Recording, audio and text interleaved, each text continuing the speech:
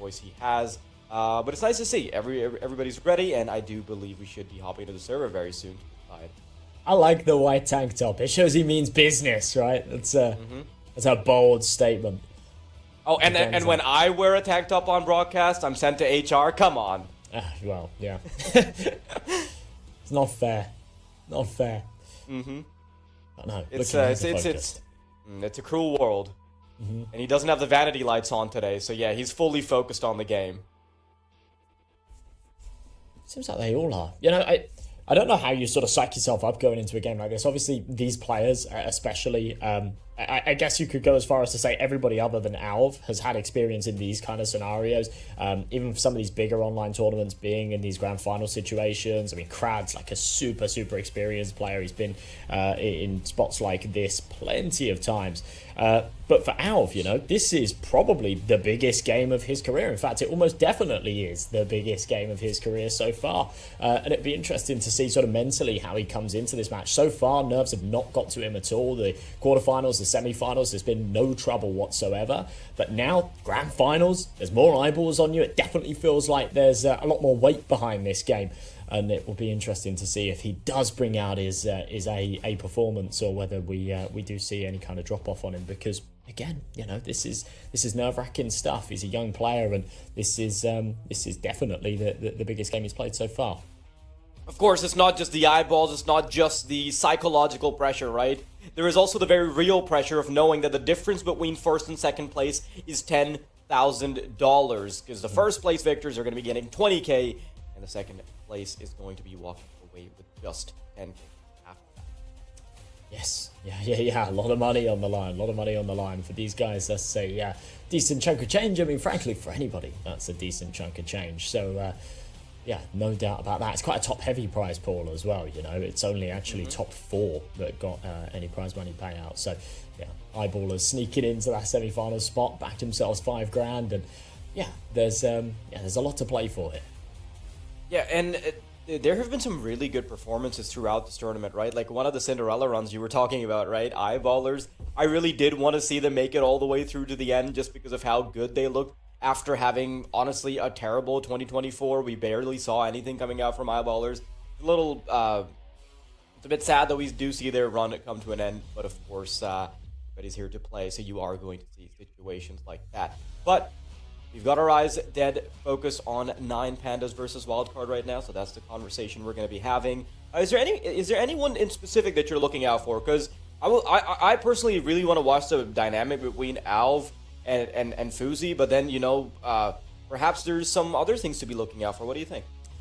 I guess so. I mean, obviously, the obvious one there is Alv. I think all of the spotlights on Alv today is this new player. He's very unknown, but he's putting up those crazy ratings. I think everybody's going to be watching Alv, and obviously there's then a lot of expectation. And I think there's a lot of unfair expectation. At the end of the day, he's young, he's got tons of time to develop, but you know, when a team make a bold pickup and they pick up a player, especially an AWPer, outside of the circle, there's a lot of very good free agents at the moment. So to go down to like ESEA main and poach some sort of young superstar is always going to draw a lot of attention.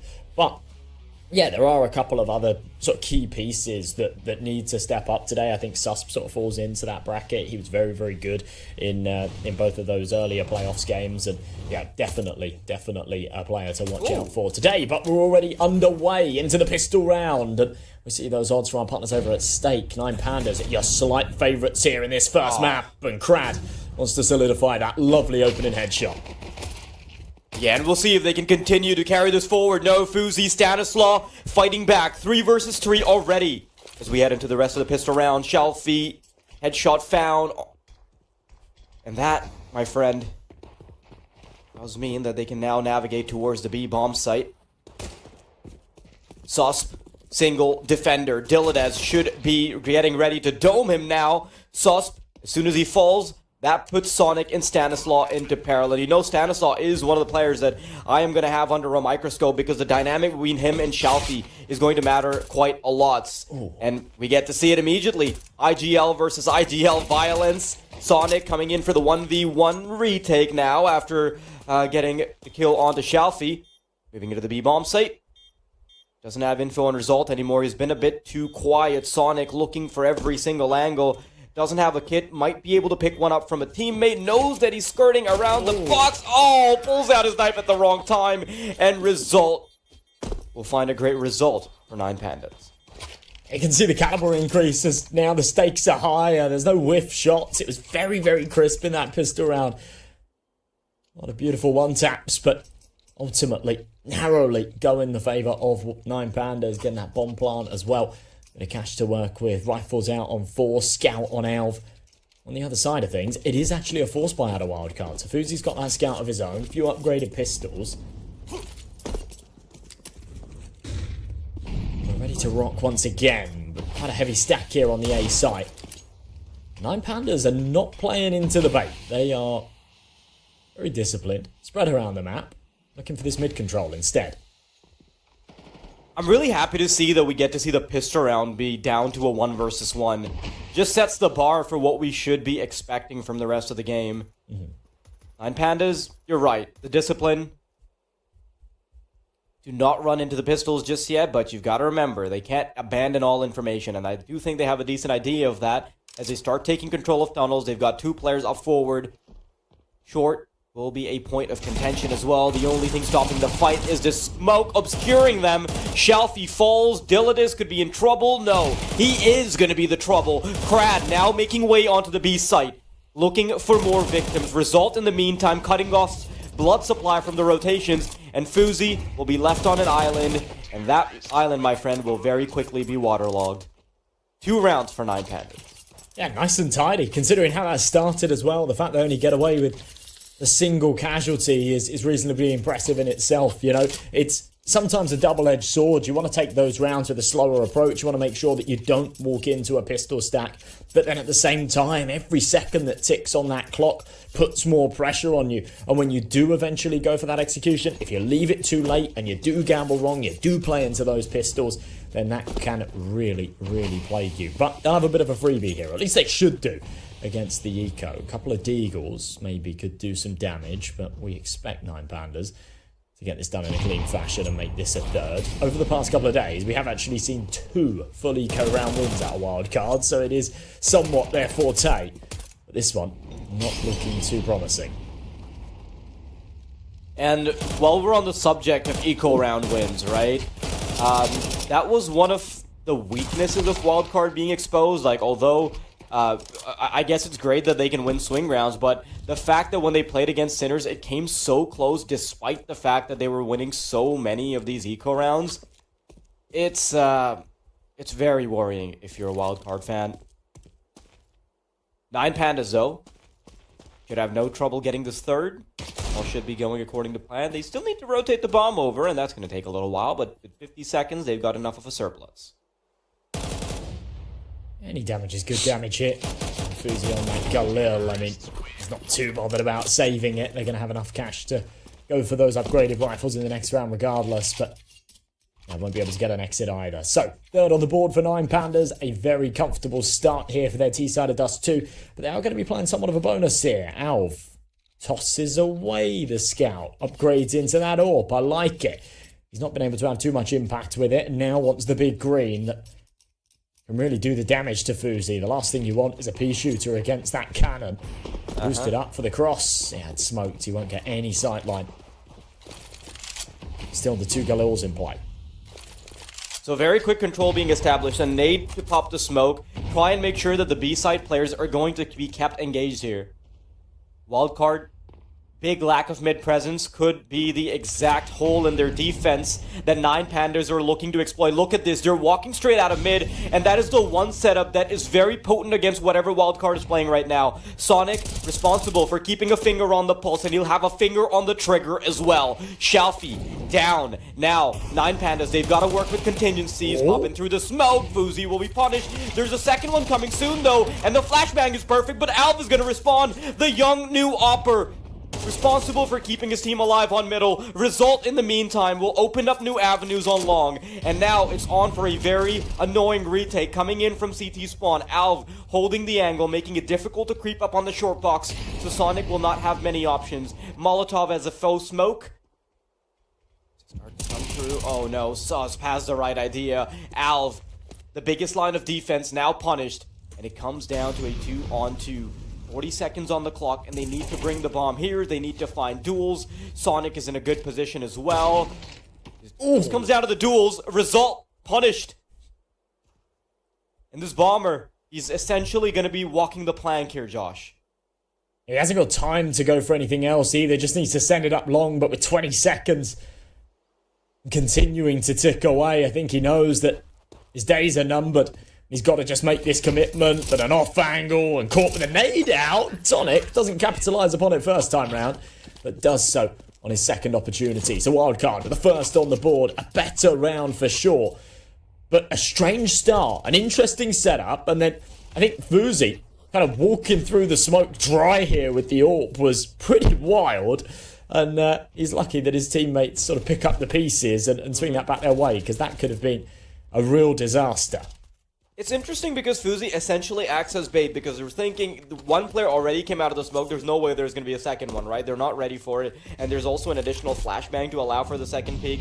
So it works out quite well. But Sonic is able to save the day for Wildcard. Now, Fuzi does collect his first frag of the round. And it's a big one. His counterpart doesn't have an AWP this time, so it makes things a tad bit easier. Oh, Dilladad. The barrel, freebie kill. Fuzi's not ready, but he's good for the adjustment. Still low on health, though. When he goes down, smoke comes over. Alv around this corner. He's managed to upgrade off of that scout into the AK. 2 around the corner, but can't land a transfer. It's just the 1-for-1. Numbers will stay in Wildcard's favour, but not for long. Result follows up. The bomb still miles away. This is the second time now that Crowd has been completely out of the action and had to cross a bridge, run a marathon to bring that C4. Almost caught on the cross, but a big support kill. And now they've got space and they've got the numbers. And JBA seems to be having some tech problems by the looks of things. Yeah, the issue is he had some tech problems yesterday as well, and I guess they followed him into the grand finals. It's a bit disappointing to see, but 9 Pandas, regardless, they did end up making it a 2v1, right? So it doesn't feel like too much of a stolen victory, although I guess things would have been a tad better if JBA had already been ready on short. That being said, we are going to be taking a bit of a technical timeout here to try and see whether or not JBA can figure things out. I think yesterday it took only a couple minutes, so I'm hoping that we're going to see that happen in the same light. But yeah, so far so good, right? 9 Pandas are looking good. Their rebuild of the roster with 2 new players is working out just fine. And Wildcard, remember, they're coming into this tournament as the highest rated team that's essentially supposed to protect the valor of having just played a major and actually performing well in it. Yes. Of course, this would be sort of the icing on the cake, and not even just icing on the cake, but actually a real threat, a real statement to all of the other teams at the moment. Obviously, these guys are going to be competing in kind of Inter soon. That's why they're over here in Europe, to get acclimatized, to practice against some European teams. It would really be a foot down moment to say, yeah, look, we're here to play. Breeze through the tournament, take the crown. So far, though, certainly being tested. I don't think second place really cuts it for them. But yeah, really unfortunate that JBA is having these tech issues. I think in that last round, it actually felt very winnable. If he was able to get up short and provide that support on the cross, at least should have gone 1-for-1. It would have been a very winnable round, but it's also a bit worrying considering that Wildcard have won 1 round, and although, you know, we're pretty early days into the game already just yet, but even that came off the back of a clutch, right? It came off the back of just 9 Pandas being a tad bit too late on bringing the bomb over, the players being a bit disjointed, and a 2v3 coming to light. I mean, listen, I respect Wildcard for the fact that they are a great team when it comes to playing off the contingencies, right? They have such great individuals. You've got a fragging IGL in the form of Stanislaw. You've got a superstar opera as Fuzi. You've got players like Sus who've been picked up for their individual potential. Unfortunately, in places like Grand Finals, it's not just the contingencies that can that are gonna drive the point home.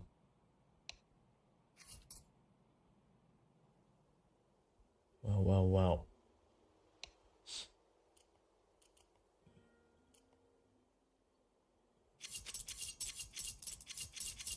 Okay, so we've just had a bit of word.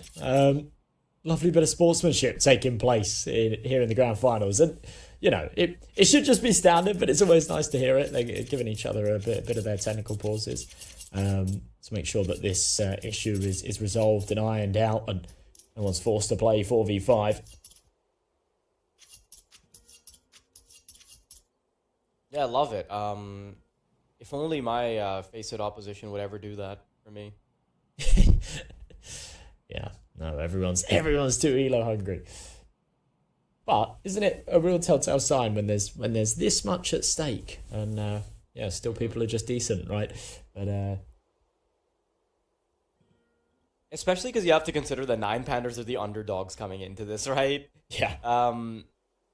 Like obviously a win against Wildcard would be nice, but they want to do it on fair terms, so I respect it.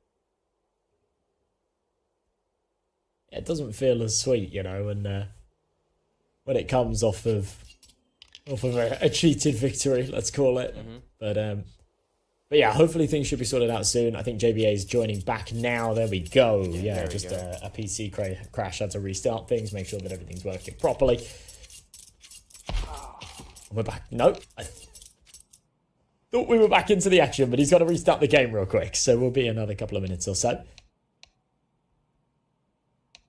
There never does a day go by where I don't marvel at the fact that we have that it's even possible to have something like competitive Counter-Strike online when you're essentially relying on 10 computers at the same time to work efficiently and not crash, and also have like producers and broadcasters and commentators be live.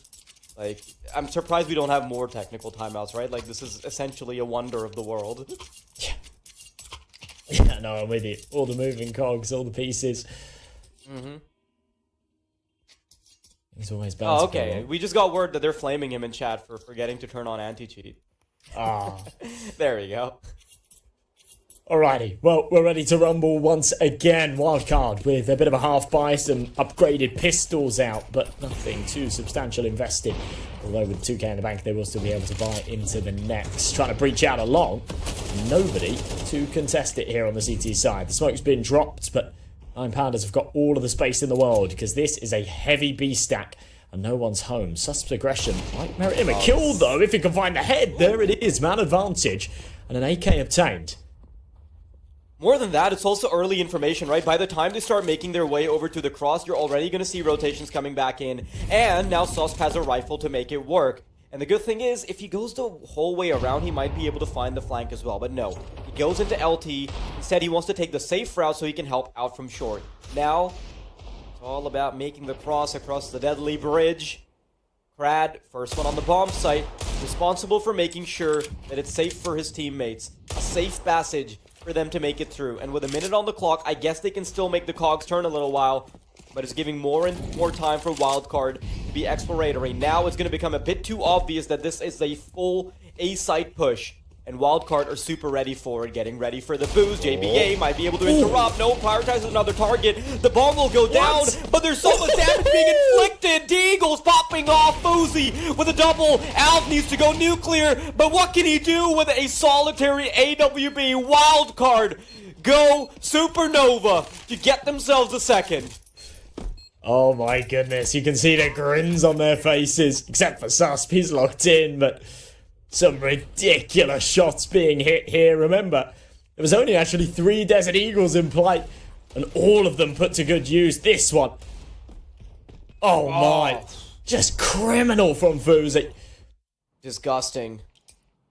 And it's rounds like that, I said it before, I mean, it wasn't quite an eco round, but it pretty much was. It was an eco in spirit, and that is all I think only one player had Kevlar, right? And it was just a few upgraded Deagles. Like, that was as close as it's going to get to an eco.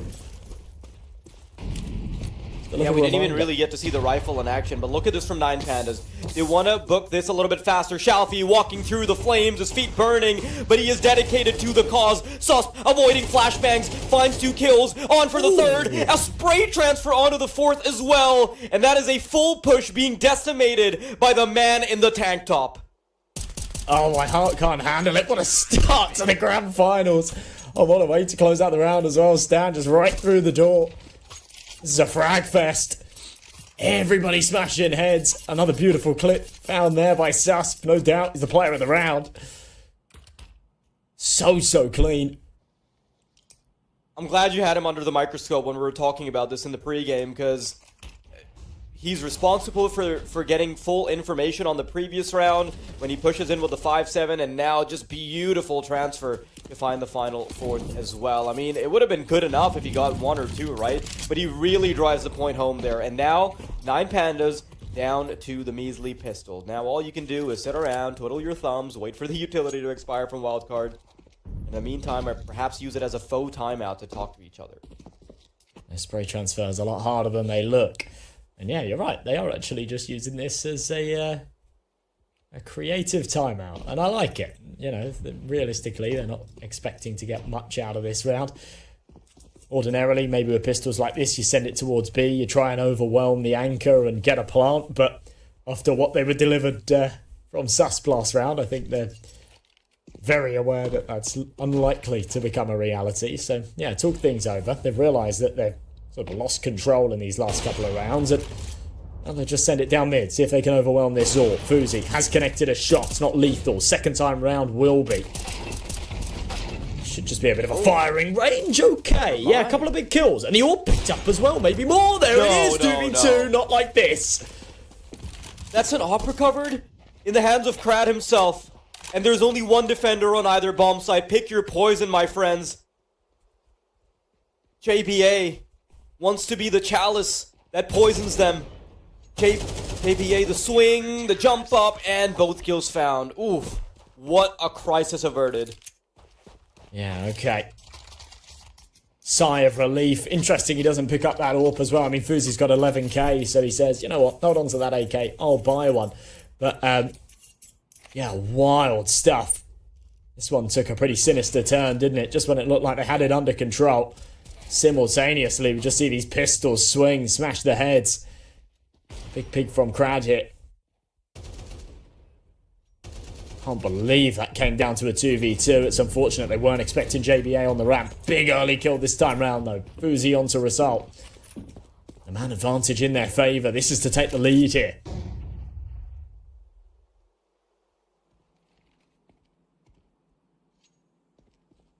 And Pandas.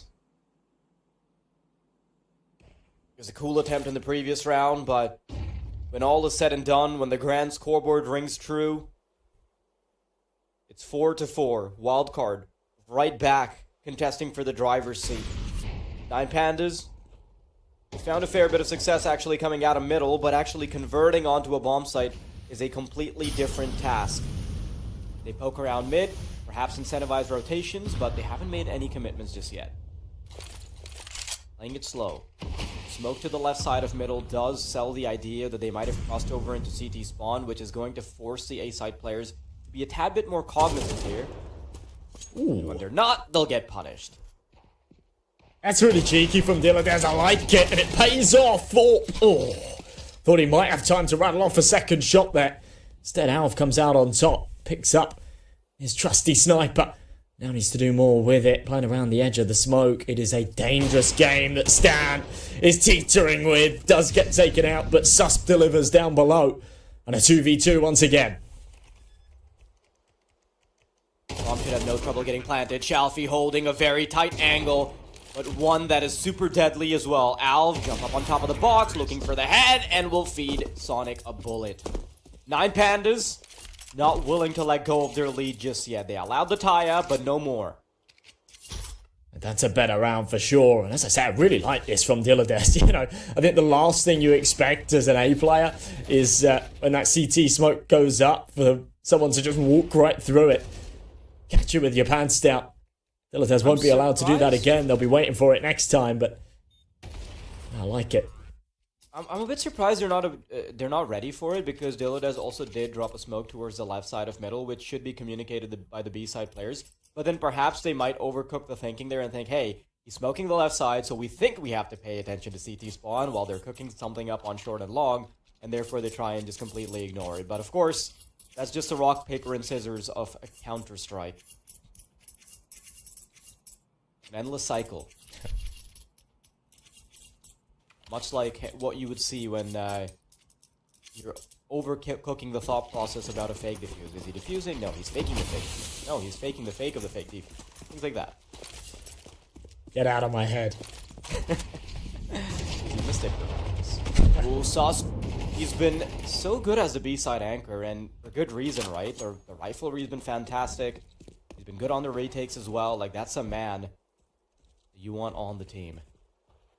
Well, this back and forth has broken the money. Same buy on both sides and right on the edge of financial turmoil. A full buy, but an SMG contingency on either end. A double AWP set up here for the CTs as well. Sonic to wield that secondary. He does connect the first shot, relaying the information to JBA, who's in the corner as well, that they have crossed out.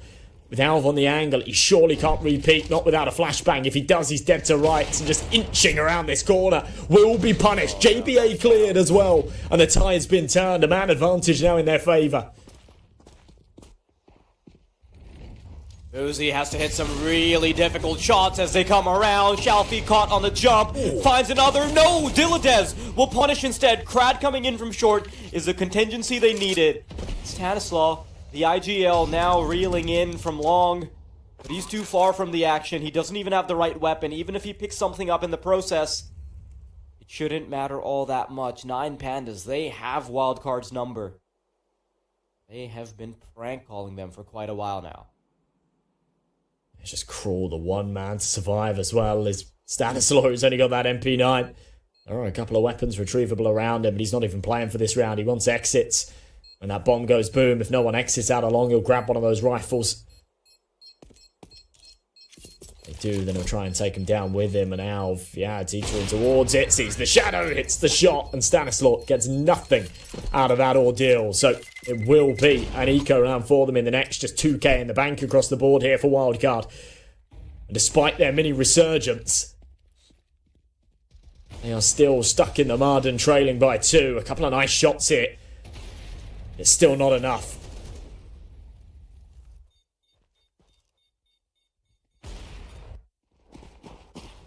We get to see Alv in the highlights once more.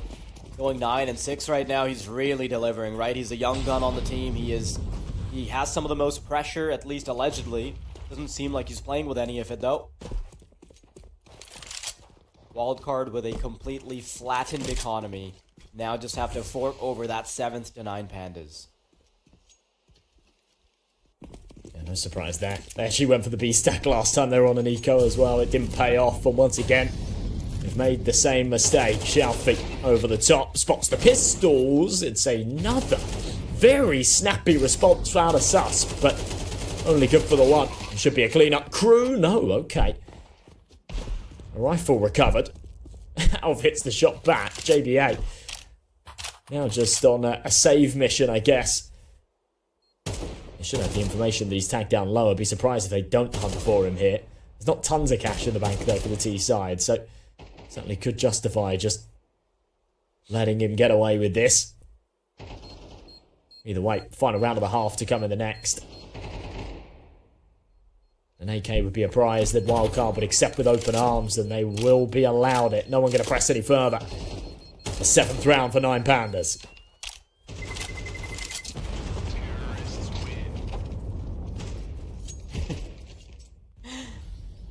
Dilodez mesmerized by the AK flying his way. A little sight to see. Wildcard, though, man, they have so much work to do. It is the final round of the first half. The grand finals have been delivering as far as firepower is concerned, but I'm a tad bit concerned for Wildcard because most of that output is coming out from 9 Pandas. You examine Wildcard's rounds, one of them has come off the back of a clutch, one of them an eco victory. Things are starting to get worrisome. Result. Oh, great entry to be finding. Keeps pressing forward, and 2 kills is not bad at all. That means that Wildcard's remaining players are now also committed to the A side because they're expecting the full jump up. But that's it. Result was just a teaser. Here comes the rest of the movie. Dilladez, first man in from short. They're definitely not expecting this. There's still another player on ramp, though, who can still be a problem. Uzi trying to peek out. Molotov's gonna flush him out. This is such a difficult set of engagements. He's burning to a crisp, but Alv will add insult to the injury with a sniper. Susp. 1-on-3. You just gotta go for it. Can't back out of this one. And he's coming in from CT spawn. 3 kills to find. 1 all the way in pit. Crad on an awkward angle as well. So these are all very difficult duels. I don't think he might even get to taste one of them. 8-4 as 9 Pandas dominate in half 1. Yeah, that is tidy stuff. A bit of a shame there in that last round. It felt like Fuzi missed a huge opportunity, peeked out into the man who was holding the util, and yeah, just didn't commit to the fight. We get a cool couple of replays here, though. It's one of my favourite rounds of this game so far. Insane double headshot out of Fuzi, even while blinded as well. I think he's probably just as surprised as we are that he connected that shot. It's been an eventful half, though, hasn't it? Some amazing moments out of Wildcard, but ultimately, they've not looked like the better team. And we've seen very messy moments, especially in that last round. The long aggression, JBA trying to get around the corner, then playing anti-flash. Ends up with his back turned, his teammate on the corner not supporting him, and they pretty much just give up a free double entry to 9 Pandas. Unfortunate that we see tech issues ensue as well. It's JBA disconnecting again. But it's best to iron out the creases before we continue, especially as we go into the second half pistol round. This round is worth its weight in gold. If Wildcard want any chance of clawing this back, they need to put the pressure on now.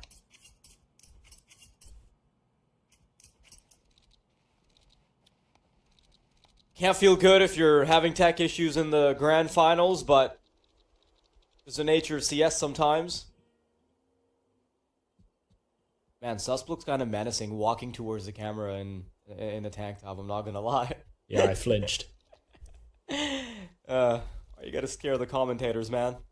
We're just doing our jobs. It's kind of a vibe. It's kind of a vibe.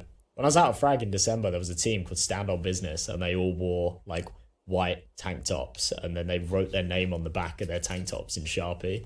And they had like a stage match, and during the match they were playing against like NRG, and they won a round, and they like ripped their shirts off, and then like 3 of them were just playing shirtless for the rest of the game. Wasn't it also like kind of cold there? Oh yeah, freezing. I mean, the venue was warm enough, but yeah, no, I think it's a mindset. It's kind of a vibe. Yeah, getting hypothermia for the sake of just sending a message. Wow, look at those odds. They've been, even when 9 Pandas have inched ahead, they've been pretty even throughout this map, I feel.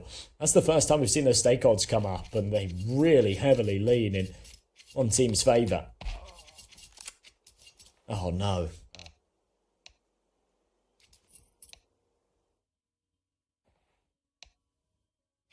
Come on, Mr. Producer, you don't have to zoom in on the dead body like that. This is cinema. Maybe he forgot his anti-cheat again. It's always funny when we see camera angles being panned in the same way as you would when you're trying to build up cinematic tension by showing the faces of the people involved. But the problem is that all the agents look the same. Yeah. Yeah, it's a who's who, right? We don't even get the... we don't even get the special agents. I don't have him anymore, but the pink guy, the guy in the pink shirt, Miami Daryl, that's his name. That's the coolest one. That should just be the default team model. It's way cooler. Yeah. This is why we need to find you a job at Valve. Or any job in general, to be honest. Like, I mean... Yeah, that's what my parents keep saying. Yeah, plenty of fries that need to be bagged, I guess. When are you going to stop talking about video games and get a real job? Sorry, Mum and Dad. Weren't you supposed to be a doctor? No.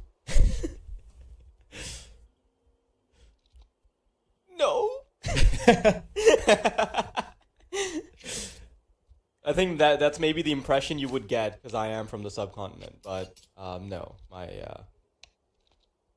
parents. It all started when I was born. Never mind, we're not going down that road.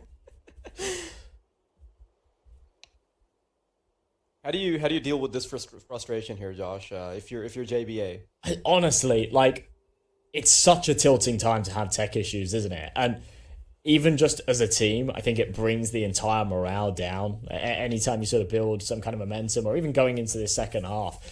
For Stanislaw, as an IGL, sort of part of his role is to try and psych the team up, right? And say, okay, right, we're down by a few rounds, but we can win this pistol and we can pull this back. And then just these relentless tech issues, it just breaks down at you, and these little sort of moments you see on the cams, they're all a little bit uncomfortable. They're all itching to get just back into the game. And I think it actually plays on the mentality quite a bit, and especially for JBA. I mean, it's no surprise that he's down at the bottom of the scoreboard. That's not normally his place, yeah? But when you're, even in rounds where you're not having tech issues, when you're constantly or consistently having tech issues, you're always kind of anticipating it, right? You're always on the edge of your seat, worrying that you're going to DC again, and I think that really plays on your head as well. So, yeah, it's a massive shame. As much as these pauses are a little bit of a pain for us, it's way better to just kind of sit it through, give him the time that he needs to permanently fix whatever's going wrong here, and make sure that we don't have any more issues going forward. And yeah, it's lovely to see that both teams sort of accommodating that as well, and giving each other as much time as they need to iron out those creases. You know, you mentioned that point about Stanislaw kind of being responsible for keeping the team energy high.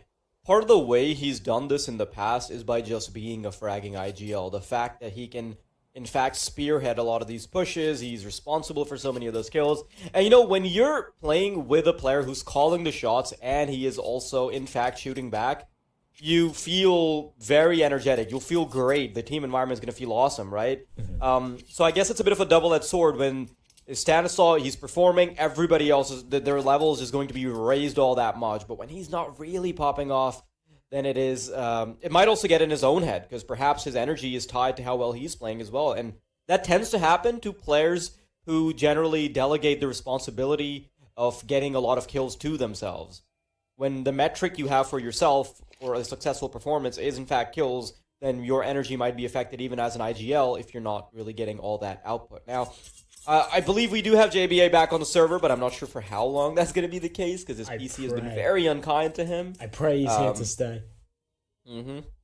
Producer zoomed in on him, waiting for him to just die again. It would have been BM if he was, like, zoomed in on the ground instead, waiting for the body to fall into the exact spot. Just a pile. Just a pile accumulating. Yeah, that's his resting place. Stop manifesting it! All right, well, it does look fixed now. Yeah, he hasn't disconnected yet, so that the anti-cheat would have kicked him already if that was the issue, and his PC seems to be fine. Meanwhile, it's on fire. There's smoke coming out of it. So yeah, this is fine. I'm still in the game. It's cool. Let's go. Yeah, it's all right, guys. Exclamation mark on pause. Let's go. Exclamation mark. Fire department. Okay, so we just need a little match medic to reset things, to give him his money back, because he bought Kevlar before he DC'd before, and now he's just got $150 and he's been robbed of his armor. So we'll get this round restarted and then we should be good to go. And as we were saying before, I mean, these extended pauses, I don't think they do you many favors. It sort of breaks that momentum. It breaks that that energy, that confidence, I guess, to go into the round, especially if in the original freeze time there was a strategy called. You might need to recap it again here because enough time has passed. Hopefully things fix for the good. I guess if there's a time to have a bad technical issue like this, it's better if it's during the pissed round, right? Because you're already at a fresh slate. It kind of feels like you're starting from the top, so yeah, feels good. Exactly, and in freeze time as well. Of all times to disconnect, it's yeah, not after the round started. So, you know, not too bad, but still not ideal. This is a real must-win, though. I think we've sort of stressed that enough now, but if 9 Pandas take this round, especially in MR12, and being on their CT side as well, statistically the more comfortable side for these guys here on Dust 2, they can take this pistol. If they don't have any hiccups in the follow-ups, which for most teams is normally a given, against Wildcard, that's not always the case. They've proven time and time again that they're really scary with pistols. But if 9 Pandas can overcome those 2 hurdles, get themselves onto 10 rounds, I think that this is kind of a done deal. I expect Wildcard to be much stronger on Nuke. We said that Dust 2 was a map that they don't play a whole lot of. We weren't expecting too much from them here in this first. I would like to see a few more than 4 rounds, though. That little flash in the pan that we saw earlier on, that streak that they found, was gorgeous, right? The pistol round win that came with crisp shots, then the follow-up out of Susp where he just single-handedly held down that B site. It felt like perfect CS, and then it all just kind of crumbled. We've not really seen anything out of them since that point. Susp's having a little nap. So is Fuzi. Come on, guys. It's not even 4 p.m. Yeah, they've had a couple of moments of brilliance, but that's just been it, right? Moments is all we can classify that as. And you look at the other side, you look at 9 Pandas, it has been this consistent output, even in the face of some very interesting rounds not going their way, right? You got to respect their composure. Yeah, no, I'm with you. Sometimes it can be a real confidence knocker when you lose against pistols and things like that. And yeah, that just didn't end up being the case at all. So we are once again live. No, JBA's gone again. Oh, man. Oh, this is rough. This is rough. It may even be a case. I don't think we can pull a sub in mid-map, but it may even be a case of potentially pulling a sub if they've got one on standby for map 2. Don't know how you can continue playing through a game when you're having these kind of issues. Such a shame, though, for a grand finals. Yeah, it's just disappointing to see, right? But sometimes there's not much you can do about it. That being said, though, it does seem like we're going to need a little bit longer for JBA to be able to sort out the technical issues. But in the meantime, we'll be taking a short break. When we're back, hopefully we can get the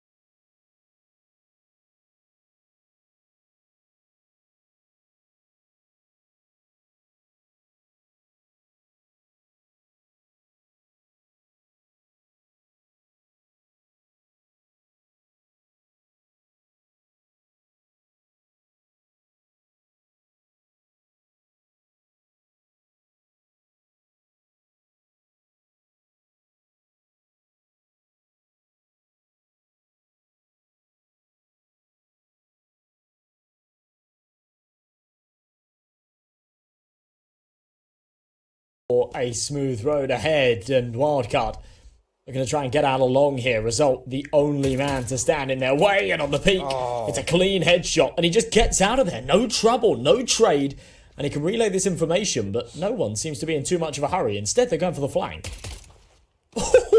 Oh, wow, he's getting it all done himself. JBA finally gets him, though. And now it's all time to scale up long. Wildcard quickly booking it to A. And one of them's going to slip the net and go into CT spawn. No, the bomber's so low. Alv could have a field day just denying the bomb plant here. Sonic does finally dial the numbers in. But HP low on Sonic. JBA and Stanislaw on the side itself. It's going to be quite easy to circle them in. No, never mind. We've got JBA actually taking the long way around. He's going all the way back to platform, but that's going to leave his teammates on the site under-defended. There it is. Sonic's down. There's another player on ramp who's dead, and Diladez will get the final nail in the coffin. 9 Pandas. They're coming back from this technical timeout in a solid fashion. I was a little bit worried there when Result actually took the contact. Nobody rotated. I thought, wow, they're leaving him high and dry here. Crad was really slow on the flank. But it worked out nicely. Sorry, it wasn't Crad on the flank, it was Shalfie. Shalfie was really low on the flank. It seemed like they just anticipated this retake, and they played it very well. It was a great anti-strat. Shalfie, a key piece there, just with the bullet in the back of the noggin. Crad kept that flash right until the end of the round as well for that retake, so that Alv could peek out from that Gandalf position, and things just worked nicely for them. So, 9th round obtained. A bold force play here from Wildcard as well. Too much behind it if they can't make it work. And they certainly will be in trouble. Scout identified. MP9 chasing him down. Fuzi needs to go join the rest of his teammates. Oh, the issue is that 2 of these players are fully committed to just taking care of the player in suicide. And Fuzi, he's backed off. Now you have 3 players essentially committed on middle. Fuzi now starting to clear places out. Shalfie's down. And Wildcard, they're actually doing a good job here. Crad, a bit overeager on the peak, but he will be rewarded for his risk-taking. Wildcard very dispersed out here on Dust 2. 2 outside B, 1 mid, 1 long. Trying to have some control everywhere, but sooner or later they're going to have to bunker down onto a site. Diladez. Site is so under-defended. Yeah, it really is. And he's hyper-focused on middle. Once that smoke goes down, his attention's diverted. He gets into heaven just in the nick of time, but only deals damage. It's the Desert Eagle to finish it. And now with a man advantage, another rifle obtained at the B site. With the bomb beeping away. This is going to be a really tough retake for 9 Pandas, and one that they might not even go for. Yeah, they're just going to call this off. That's a shame. But they've got enough of a margin for error that, you know, they can fall away, they can hold on to these rifles, they'll have another stab at it in the next, but yeah, that is an unfortunate way for the second round to go after winning the pistol.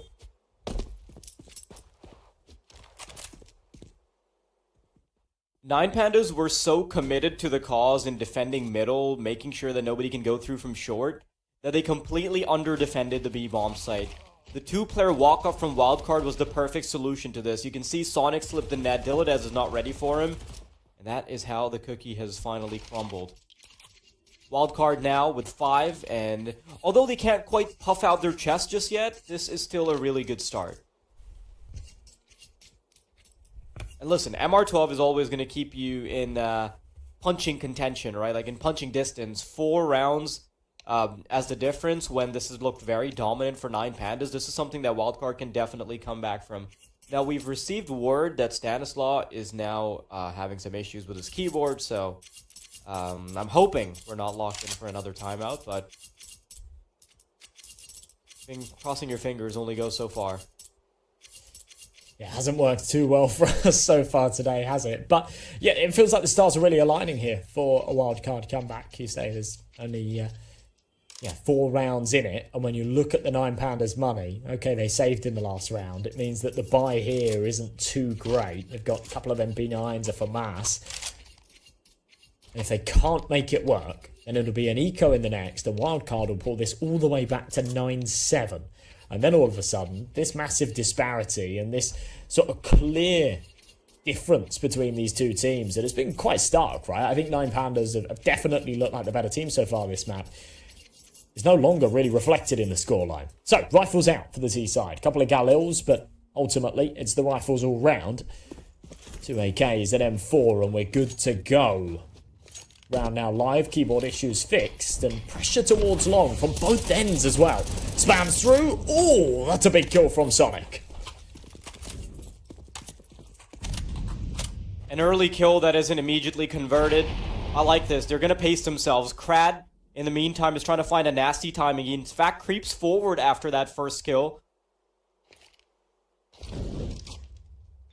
And now they can start to take some of their resources away from A because they have so much info outside long. Crad is now pushing in. He's going to quickly realize that all of this attention is going to come through from long, but they're already cooking. Diladez individually having to defend this B bomb site. Utility coming his way. What can the Farmers do? Not more than one kill. And there it is. Another B bomb site hit that's very successful. 9 Pandas locked out. No keys available. Crad missed the timing there. Did you see that in tunnels? Yeah, I think he knows it. No, he knows. He definitely just saw JBA there. They probably feel a bit comfortable about tunnels. They have no idea that Crad found the perfect timing. He's going to be able to find 2 kills, gets a Galil as well, and he can be such a menace. If only his teammates were around to continue this fight. Oof. I got so close for comfort for Wildcard. It's good damage anyway. At the end of the day, he didn't have a kit, so it was just about trying to find a couple of kills, maybe upgrade into a rifle there. I mean, if in some kind of miracle it works out, then it works out. But yeah, the second that JBA exits out of the tunnels, there is that false sense of security. Wildcard would see that as a clear path to get out of there with those rifles. The MP9 just punishes. So good damage dealt. It's not going to have a major economic impact, but it will have a small one. Either way, 9-6, 9 Pandas. Carry across 2 M4s, but no one able to really buy around it. And just, again, proof that this B-bomb site has been a real sticking point. They've struggled in these last couple of rounds. They've left it heavily under-defended. Trying to prioritise the long control has plagued them. Now, right here, low money, they're trying to patch that hole. They put 3 over towards B. Let's see what Shelfie can do. Yeah, this off-the-cuff play from 9 Pandas hasn't been working too well. Oh, look at this, though. They're not going to expect Shelfie because Diladez essentially acts as bait. Ooh. Shelfie, 2 big kills to be finding. But this B site is cracked open once again. Open for business. 2 versus 3. And this time, I don't think they're going to shy away from the retake. They've got 2 fully healthy players. They've got some utility for the back of the site. It's all about finding those duels too coming in from tunnels, but Fuzi ready to clothesline. That's 1. Ducks away, is able to find the 2nd, and this is where Shelfie should just be running away. Narrowly avoids a bullet, avoids certain death. Now starts to take the only real option he's got. Runs away, picks up an AK-47, and a good defense from Fuzi. That's a shame. I'm not sure they actually had that information relayed that JVA was on 2 HP. That, all things considered, it's not a bad round from 9 Pandas. It was an effective eco with 2 saved rifles. They found 3 kills. But at one point, when they had that advantage, it felt possible that they might actually win this round. Shelfie has done a fantastic job. Just couldn't follow up any further. So, as we foresaw, it's 9-7. There's only 2 rounds that separate these sides. And after the technical issues that have plagued us and the pauses that followed, we're into the action and things are heating up here on Dust 2. And it's a brilliant start to round number 17 for Fuzi, with Halve out of the picture.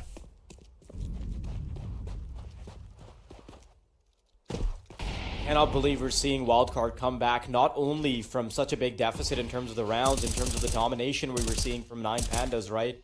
But also in the sense that they've been having issues, right? These technical timeouts, all these little things, they can definitely weigh on you.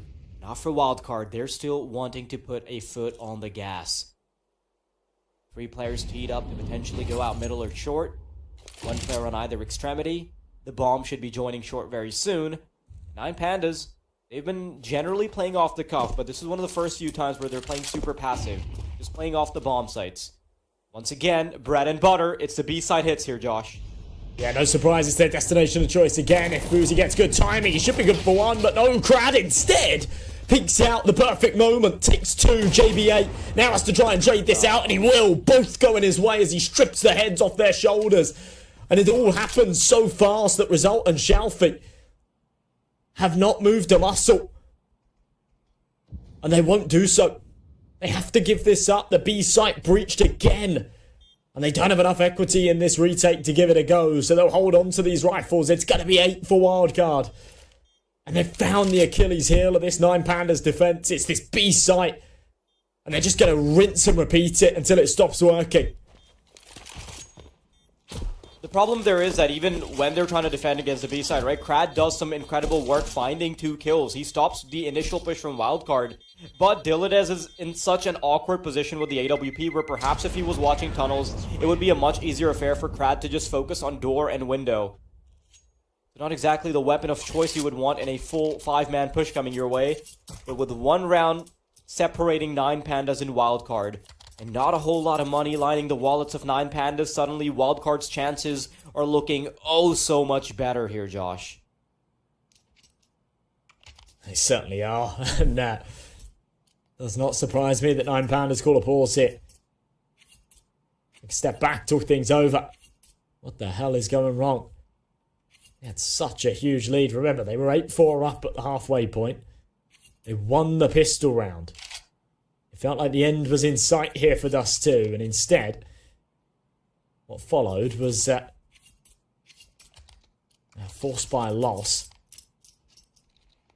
and a whole load of red since then. The money's a little bit all over the place too. They could somewhat justify half buying around these 2 saved rifles. I don't think they will invest too heavily. It would just be a couple of upgraded pistols. They'll keep enough cash to go for the buy in the next. More than likely, though, we'll see this scoreline tie up at 9 apiece.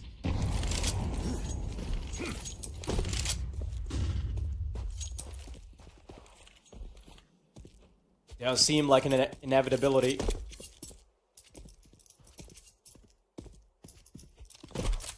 Alv is just a flag bearer that's trying to find early information. Result. Set up to peek out. Ugh. Nothing you can do when you're looking down at 4 barrels. Could be an easy A-side entry. 2 rifles waiting to defend, though. Xiaofei can be a menace. He's been given too much time. Can't peek into the rifles one by one. And look at this positioning from Crad. This flank is perfect. Easy tap away. Starts to throw a spanner into the works. Xiaofei with another brilliant kill. And it's Fuzi on for the 1v3. Trying to desperately bring out the no-scopes. And even gets a kill with the Glock. That is simply not enough to suffice around. 9 Pandas. Double digits against the odds. Fuzi can safely say he did his bit in that round, and frankly, he's been doing his bit in this map. 17 kills and a 3-piece there, but his teammates not pulling their weight in the 18th when it was really needed. Crad, I think in an ideal world, wanted to play for the trigger discipline there, but knew the pressure that his teammates were under. And knew that he needed to just take out that car player before any of his teammates fall victim to him. Xiaofei, of course, an integral piece. He's your state player of the round right there. That first headshot found onto the car. Real catalyst to get that one going. So, 10-8, 9 Pandas again. We saw this in the first half, by the way. Right when Wildcard was snapping at their heels. And it looked like that scoreline was going to tie up. 9 Pandas pulled away, but what a shot from Fuzi. And maybe they've still got a little bit of gas in the tank. Oh. What? That is a criminal way to find the first engagement. 2 kills. Crowd and Result both history. And now Alv tries to peek over, but he realizes that this AWP is probably best to save. An interesting way for Wildcard to instantly swing back after losing a very, very important round. Again, if Xiaofei and Alv can successfully save their weaponry, then that does mean that 9 Pandas have one more in back into this round. At least not this one, I mean the next one, but you get what I mean. This game has had its issues, but it is shaping up to be one hell of a first map of the grand finals. JB8 in hot pursuit. Of course, he's not really got anything to lose here. He's only got that Desert Eagle. He could go and join his teammates. There's a couple of rifles down on the A site he could grab, but wants to press for the damage instead. Punished for doing so. No one else gonna push too hard. Stanislaw drops.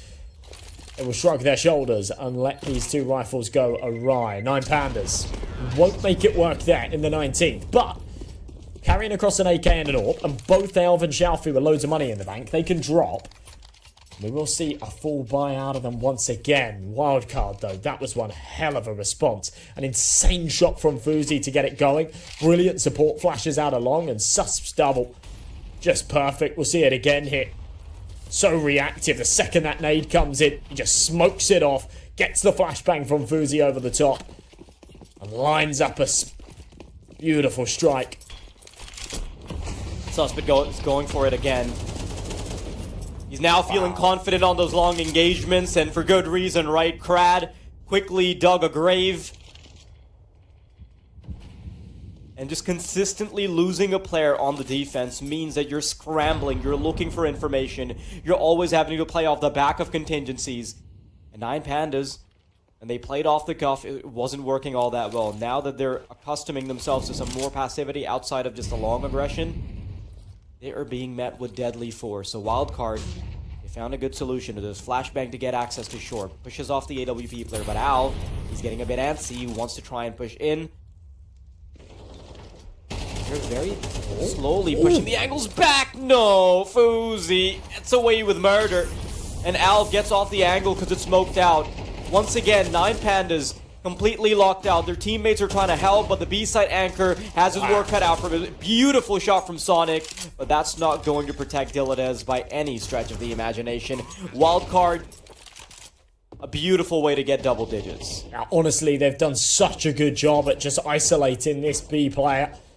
We see it right again there. The second that CT smoke comes in and the split starts to materialize, 9 Pandas realize that Diladez is alone and there's no way he can fight them all off by himself. So they have to get the flash over. They have to play through that smoke.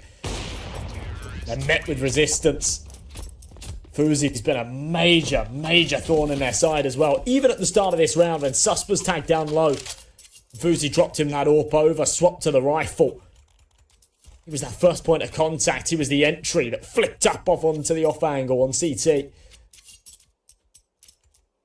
Found them those early advantages. We're tied up at 10 apiece, and 9 Pandas are going to call another pause. Now, these pauses have worked quite nicely for them in the past. Every time they seem to take a break and talk things over. The next round comes with a response that counters what's been going wrong. The money is far from ideal. We see those stake odds flashing up for the first time this map. They are leaning in Wildcard's favour. 9 Pandas are on a slippery slope and they're losing control here. Yeah, they look so dominant on the terrorist side, right? But you can say the same for Wildcard, and a lot of it is coming off the back of Sus finding so many good entries and Fuzi just being this consistent output with the sniper rifle. Wildcard now, they're switching up their pace. Look at this, they're not going into a slow default. Instead, they're bunkering down on the fact that Diladez is the sole anchor of B. Diladez has some deadly forces coming his way. Sus first man in time and time again. A machine with those entries, and 9 Pandas, look at this, they're scurrying about the map. They already know that this is a lost cause, even though they've only lost a singular member. And what is the response here, right? That every single round in this second half, it's been the B bomb site that's been the major sticking point. They've taken a pause at a key turning point in the game. And then they go right into the next round and they just leave the B player high and dry. Again, it's just Diladez on his own. Everybody else prioritizing mid and A control. What a surprise. Wildcard hit B and it's round over once again. And you can see the frustration in them. They just have to go and save. It's going to be 11 here for Wildcard.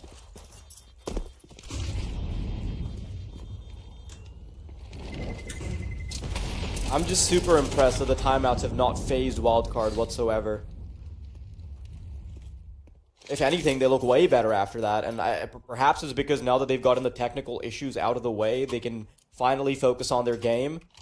But the thing is, it's not even JBA or Stanislaw, the ones that were having those tech issues, be the ones that are carrying or anything. No, it's been Susp, it's been Fuzi, it's been Sonic.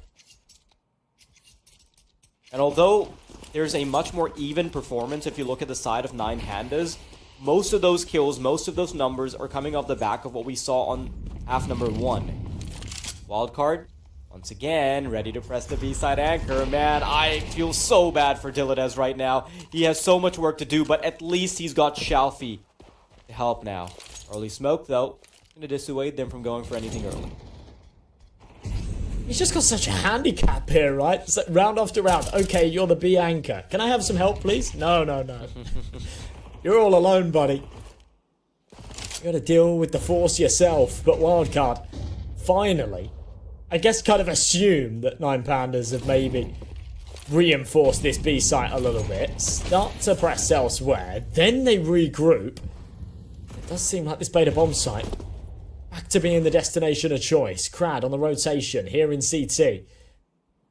Shalfie is there, but look at this. JBA's all the way up. If he can find this entry, then B's gone again. Then it's just rinse and repeat. It's the same old story.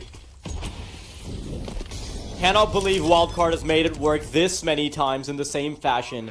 But the best thing they've done is they've really switched up the pace. They've gone for defaults, they've gone for staggered pushes, they've gone for something fast. Although it's always ended on the B site, and maybe we found the same end to the story, the same conclusion, the pages that precede it have had very different words on them.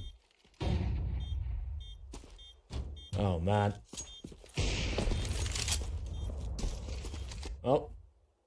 There it is again. Couple of rifles saved. It'll be 12 for Wildcard, though. They will have 2 map points to close out their opponent's pick here in the first map of the Grand Finals, despite the technical hurdles that they have had to overcome.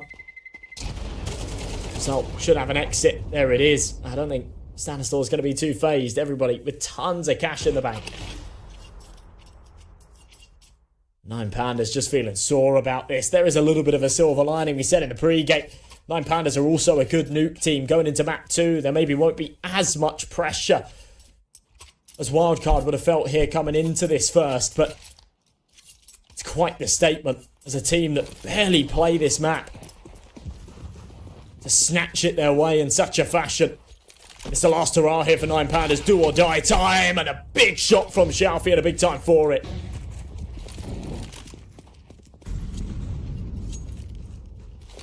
Oh. Uzi sees a player on the fadeaway, but can't do anything about it. Chooses to hold his nerve because he doesn't want to expose his position either. Now, 9 Pandas. Maybe a small resurgence, but they need so much more. Shalfie. Good kill to be finding.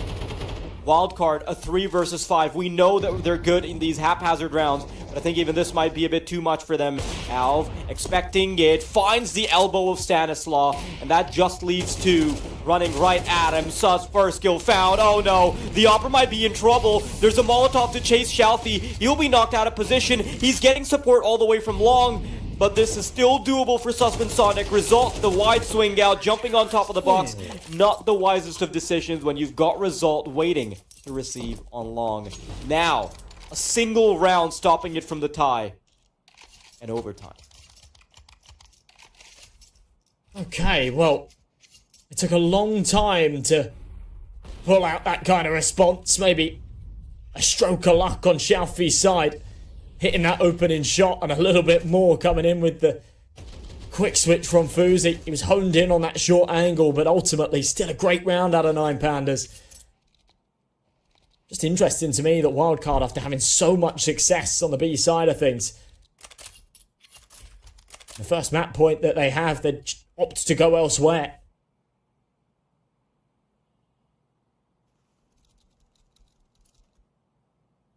Here we go again. Of course, enough money for the reinvestment out of Wildcard, but not as much as I was expecting them to be left with, to be honest.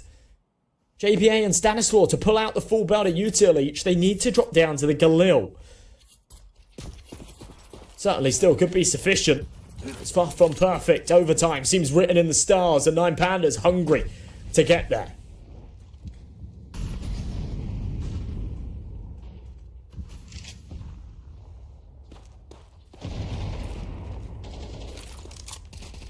Oh, Stanislaw. Such an awkward engagement. Shalfie didn't expect it, neither did Stanislaw. They bump heads, but somehow the man who doesn't have his rifle out ends up winning it. Stanislaw shouldn't have gotten away with it by any stretch of the imagination. 9Pandas, you were talking about how they would trade map picks, but right now they're on the verge. Ooh, result! Turns things around. Crad steps in. They're not willing to give up Dust 2 just yet. Susp and JBA, work cut out for them. A long-range engagement being taken by Susp to no avail. His position known. Whatever bomb site they choose, they've got 2 players waiting to receive. 55 seconds. Look at this. They're trying to rest on their laurels. They're wanting to go to the B site. It's worked for them before, but remember, the circumstances were very different. A different number of players, a huge advantage that they've generally had. They've been pouncing on the B site in a 5-on-2 fashion before. Selling the impression that this is going to be med presence and scaling up short. Susp, rifle in hand. First one to go through. If he can overpower the Opper, then maybe we can talk. Getting on the off angle, swings out. Oh, instant headshot. Alv is down. And now, this is suddenly doable. Bomb planted. Result still unknown, but they might have a decent idea of where he is. Both Krad and Dilides coming in from CT spawn. Their progression being impeded even further, courtesy of the Molotov. Are they gonna expect the full wraparound? This is so brilliant from JBA. He's coming in from behind, getting ready to sink his fangs into their necks. He's gonna find both kills. No! Dilides will deny! Susp, he can still hold the nerve though. The time's ticking down. Dilides, there's so little he can do. He needs to hurry up. Even with the kit, there's not enough time. And Susp will end it in a 13-11 fashion against all the odds, against the timeouts, against the technical issues. Wildcard will take their opponent's map pick and take us to Nuke. That is truly ridiculous overtime. Felt like the only outcome that did this map any justice. A wildcard in the 2v4, snatch it away. Alv's going to be kicking himself that he couldn't connect that shot. Pulls the trigger a tad too early, and of course, if you give an inch, and Susp will take a mile, hits an insane shot. The flank from JBA was perfect. I can't believe Dilides managed to spin around and trade it in time, but it still wasn't enough. Wildcard claw away their opponent's pick in such a disgusting fashion. Look at this again from Susp, just on the jiggle. Oh, bang! It's so crisp. And now 9Pandas have to get it done on Nuke. It's crazy. Even slowed down, that shot, the opener from Susp, looked too fast. It looked criminal. You could barely see the head. And that is such a fantastic way to be starting the grand finals. Problem is, that was a bit of a fumble from 9Pandas. They were hoping they could win Dust 2 so that even if they got pummeled by Wildcard on Nuke, they would still be able to fight back on the third map. Now, they've really affected their chances at this grand finals. I think Wildcard are in a pole position to potentially take the whole damn thing. 9Pandas, they started off the game strong. They looked like they were actually the favorites after we saw the first few rounds, right? Then we see the timeouts, we see the bit of a slowdown in the progression of this game, and then finally, Wildcard, when they wake up, they have something to say. And as soon as they wake up from their nightmare, they're ready to put 9Pandas into one, right? So I feel like this was a fantastic showing from Wildcard, and this couldn't have been a better way to see the first map. Overcoming all of the obstacles that they faced as well, you know, all of those technical issues. JBA, round after round, disconnecting, calling these extended pauses. I mean, kudos to 9Pandas for accommodating the way that they did, but yeah, Wildcard, what a comeback, what a statement to make here in map 1 of the grand finals. Now, going into the second, there is a little bit of a silver lining here for 9Pandas. They will get the choice of the sides, and more than likely, they'll start off on their CT half, and they should be able to get off to a rolling start. But, yeah, they have made this a whole lot harder for themselves, and Wildcard are certainly teed up as your favourites to close this out now. Yeah, I'm still hopeful about 9Pandas. I feel like we still might see a third map because Wildcard didn't look all that convincing the last time they played Nuke. I think I still think there are some chinks in their armor, and there's a very reasonable chance that 9 Pandas are going to be able to catch Wildcard, potentially waking up on the wrong side of the bed. It could have happened on Dust 2, but there is still a chance for them to bring it back. But before that happens, we're going to be going to a short break, and when we're back, we'll be watching Nuke. So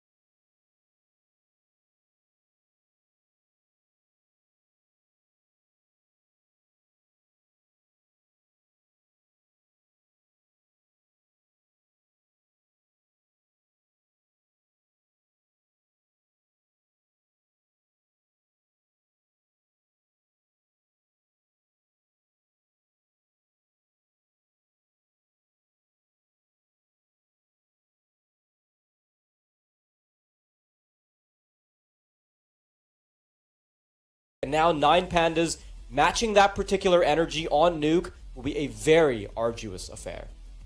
Yeah, it certainly will be. It certainly will be. And I think for 9 Pandas, just mentally, at the end of that game, you could see on the cameras, they looked really disappointed that not only had they choked the lead, but actually that it didn't materialise even when they had that little mini resurgence in the final couple of rounds. That was a 4 versus 2 and a round that they definitely shouldn't have lost. Now, for some of the more experienced players, you know, Krad, Shalfie, they've been in this position a million times. They're super used to it, and at the end of the day, I think that they'll still kind of be able to keep their head screwed on and go into Nuke with some real confidence.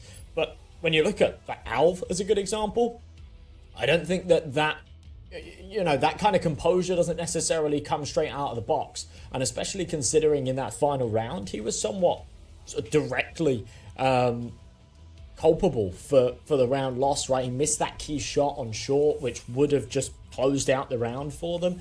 I think that's going to be playing on his head a little bit. And I think going into Nuke, it's going to take a lot in that sort of 10-15 minute break to really reset, to really just calm down those nerves, to go into Nuke and say, yep, it's a map that we play, it's a map that we're decent on, let's just focus up. And I'm not sure what's in store for us. I've been really impressed with Wildcard so far. They're unbeaten on Nuke so far in this tournament, and I think that we could be teed up for a 2-0 here. I actually hope we go 3 maps, because, you know, this game has really delivered so far in terms of the excitement, but yeah, I wouldn't be surprised if Wildcard draw the line here. Now, let's not forget what we saw from 9 Pandas at the start of the game. They were looking super dominant. We were seeing Alv hitting shots. We were seeing every single player on 9 Pandas be very relevant. And you look at the grand scoreboard towards the end of the first map, I feel like 9 Pandas actually had more kills overall. Their distribution was just way better. And perhaps in terms of impact, Wildcard was different because, you know, Fuzi was hitting some very important shots. Sus was getting so many different entries. All these things were working out in their favor. But at least we know that the firepower output from 9 Pandas was there. We'll see whether or not it can continue to be the case. So as we head into Nuke, History round is underway. Wildcard, they just have to send the message home, and 9 Pandas, they're on to defend. Oh, so much conviction in this pistol round, and Susp trying to get sneaky through the smoke. Shalfie reads it. Diladez is there for another on ramp. Probably for more as well. Can hear Fuzi coming from a mile away with his teammates doing all the lifting. Fuzi just says, well, you know what, I'll have a crack at this. And he has a good go at it. Big headshot. It's the first blood drawn out of a CT in this round so far, but 4 versus 2. Feels like they've kind of been stopped in their tracks a little bit. They wanted to come into this map hot. 9 Pandas have a good response.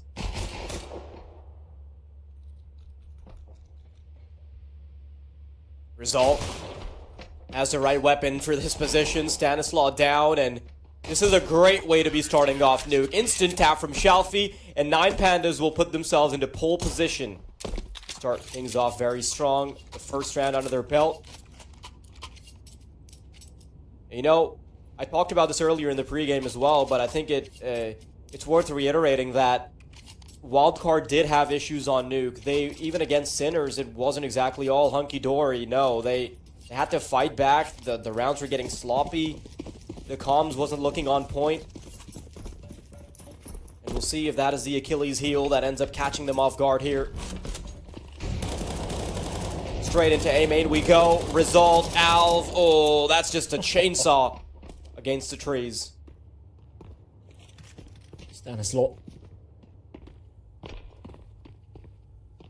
wasn't a sheep to follow the herd. He's gone squeaky by himself. He might find himself a bit of damage, but surely cleared and overwhelmed. And there it is. It's Diladez to find it with that MP9. So a little bit of a cash injection out of him as well. Right, it was the M4s to find all the rest. So 2-0, 9 Pandas off to as good a start as you could really ask for out of them. Interesting to me that Wildcard didn't go for a force buy in that second round. They've been real merchants of it, haven't they? Anytime they lose that initial pistol, they often come into that second round with some upgraded pistols, do some real damage with it. Obviously, without any major success, or really any success whatsoever in that pistol, they found a single kill. Made sense not to do so, but here they come with the guns. Fuzi, opening frag found. And although it's not a huge investment from 9 Pandas because they're holding on to a couple MP9s, not a great way to start this third round. Wildcard. Fantastic way to open things up for them. outside, not quite the name of the game for them just yet. It's just one lurker left outside. They're going to abandon lobby for a little while, but then they come right back in. They cut off information for a while. Now holding shift. Sonic and Fuzzy so low that those MP9s actually looking quite potent because of that fact. Alv peeks out. Sauce nearly has his number, but not quite dialed. Diladez, he's in a great position to potentially mow them down. Swings out, takes away a healthy player. Sonic still alive and kicking. Shalfie's gonna let them cross, and that is so deadly, but he's not found the second conversion just yet. In fact, now he has to worry about that second player. Krad, the flank for the flank, materializes, and Stanislaw, the man that he let cross, is still on for the retake. Bomb down, though, that's the problem. 30 seconds on this clock, and he's got to run a marathon to take a new angle of approach. How quickly does Krad realise? Oh, this is so good. Oh, he's got the sideline on him, but can't hit the head. Krad now has his number. And this gets messy. Sloppy, 20 seconds, but around the corner. Krad on the off angle will get it done. 9 Pandas make it 3, but that one comes right down to the wire. You know, Shalfie might have been kicking himself for letting Stanislaw cross at all. There was a window of opportunity where he gets both kills, and that's it. The round's just done and dusted, because it was just going to be Sonic left remaining, then fighting for the lobby crunch. But a 3-0 start. 9 Pandas. If they can continue a streak like this, then they're going to be looking back and thinking, damn, we could have closed the grand finals 2-0. But foiled by the individual brilliances that are spread out across Wildcard's roster. Pistols now, as they want to get cheeky outside. Also, surely there were a bit of deja vu in the back of their minds, thinking this is exactly how we started off on Dust 2. We weren't able to get it over the line. All the smoke's outside. Look at Shalfie's position here in secret. He should be in for a field day. A brilliant flashbang as well, just to make that task a little bit easier for him. Only gets 2 before he falls. I feel like he's done enough work there, especially with Krad chiming in with one through the smoke. So 4v2. JBA's found himself a rifle, so a chance for a bit of damage here, but a likely 4th round conversion out of the 9 Pandas. They've got all the tools in the right places.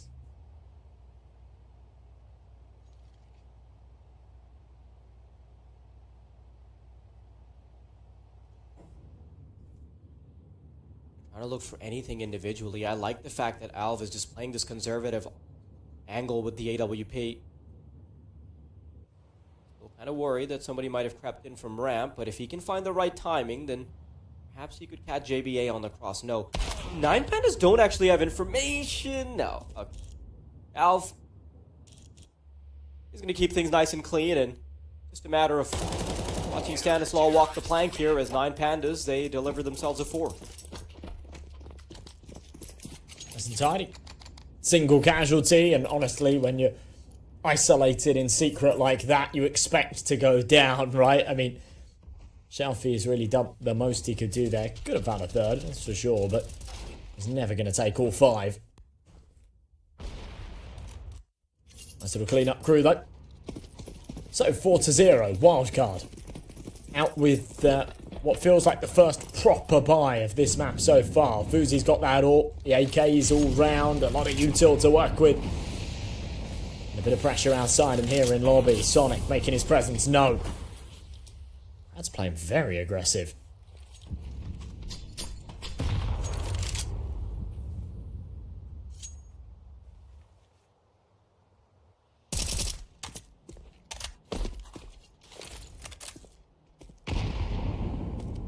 Wildcard.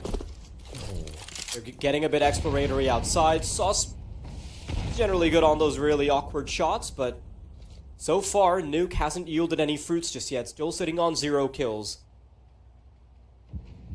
That's going to be a big issue for their offense. If you can't get one of your prime fraggers to activate, remember, Sus was the man that we had the camera on when he was fighting all those multi-kills on long. We're going to need a bit more of that on Nuke. Conservative angle being played by the garage player Shalfie, making sure that their eyes are locked in on him, so they're not going to be expecting Diladez. Sauce dilly-dallying into Diladez's crosshair, and Shalfie continuing to lay down the law. This is so convincing from 9 Pandas. a 5th round. Now seemingly a guarantee. Xiaofu just a guardian of outside control. Letting nobody past. Making this look very, very comfortable. And a sore reminder here for Wildcard that their best map is one of the strongest for 9 Pandas too.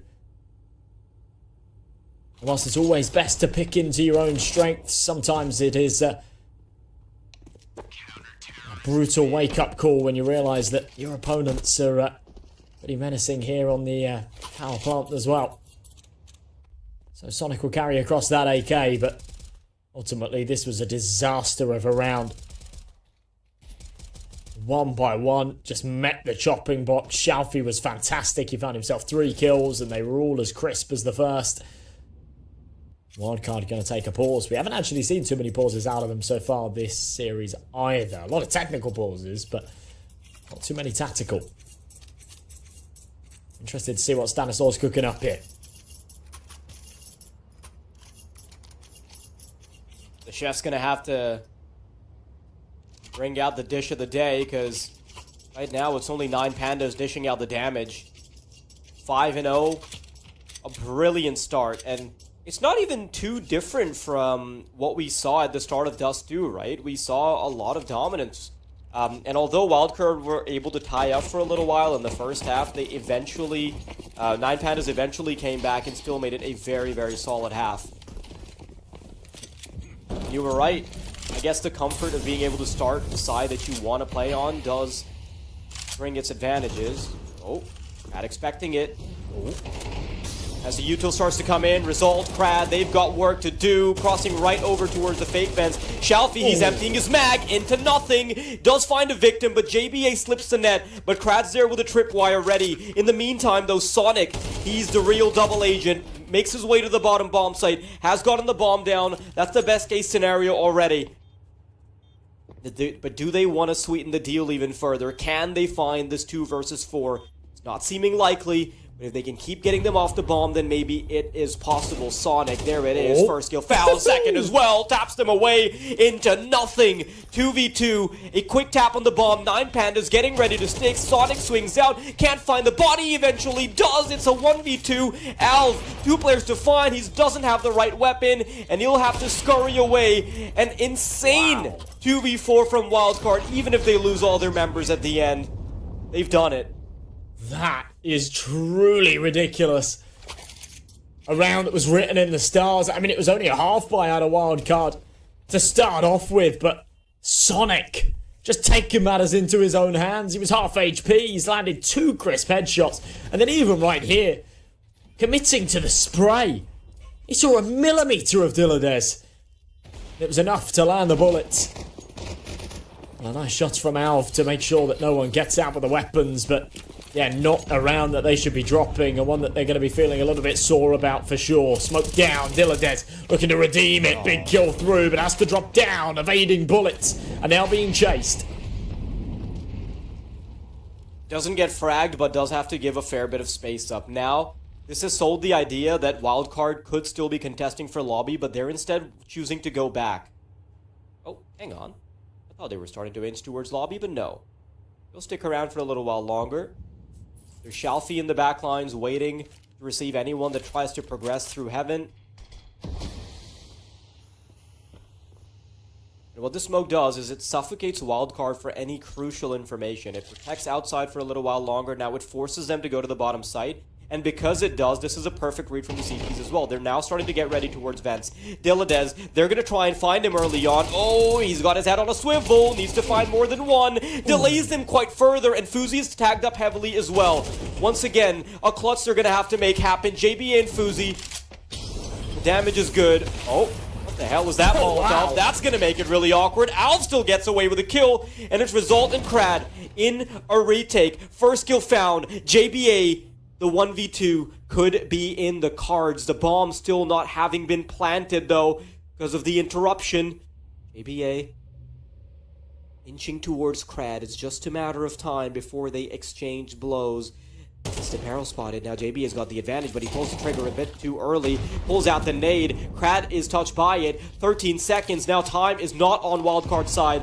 Result, as soon as he opens the door, this should be a freebie. And even if the bomb is down, it's not going to matter for 9Pandas' grand round victory. A little bit of extra cash injection there. JPA tapping in those digits just before he falls. But yeah, in those 2 VXs, honestly, Wildcard have almost looked favoured, haven't they? They've been fantastic. The 1 VXs, not so much. Bizarre round, though. An absolute roller coaster, especially when we saw that Molly go down backside and Alv run through it to deny the plant. Dilades did great work to find 2.5 kills there. But yeah, this is where things really took a crazy turn. 9Pandas were just able to inch ahead. So 6-1. Wildcard with that bomb plant and a little bit of extra cash come into this with somewhat of an investment. I mean, it's a full buy, but it's 2 Galils. It's a Tech 9 on Sonic. Dilades perhaps looking to get a little more aggressive towards Rampage. Does reel it in a tad. Wildcard taking a slower approach to this too.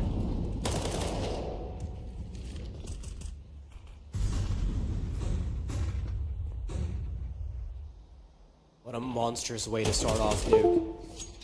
JBA missed shots. Had a small window of opportunity to get a freebie on Shalfie, but no, it's denied. Now Alv will be the first point of contact here in ramp. They're about to pop in. They don't have a flashbang, so they can't get him off the angle. Instant flick, backs off. The movement is perfect, doesn't touch the railing. And if they try and chase him down, he can very easily hide because he's got Dilades on the case. They can't even bunker down to the bottom site. Look at this. Sonic and Fuzi, they're so stuck right now. Even if they can catch the lobby crunch, it's not gonna matter. They chase after him. They're trying to get anything done, but it's gonna be a 5v2 by the time they head on to A. There's no way they're getting past result either. Him and Shalfie teed up like turrets. And shut it down with the headshots simultaneously. 7-1. And this is looking like very powerful stuff out of 9Pandas.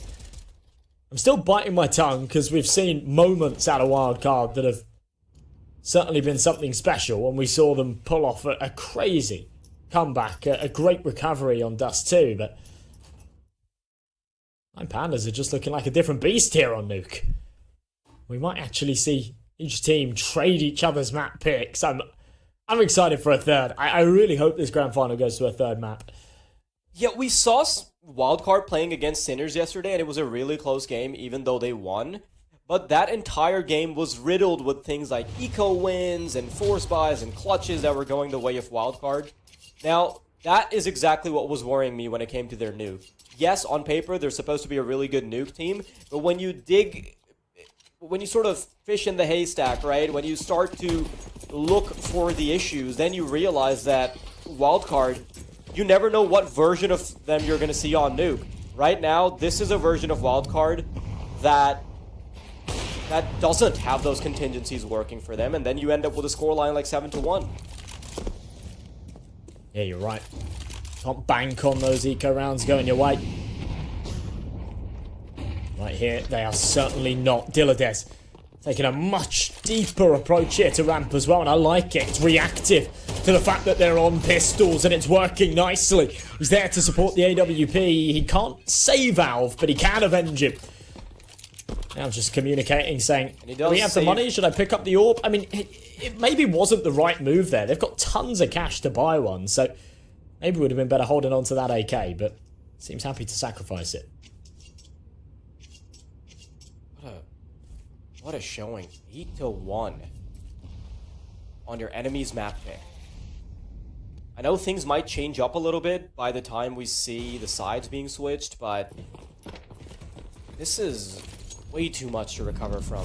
Wildcard now, if they can still line up the next 3, then they suddenly bolster their chances, but not holding my breath for it.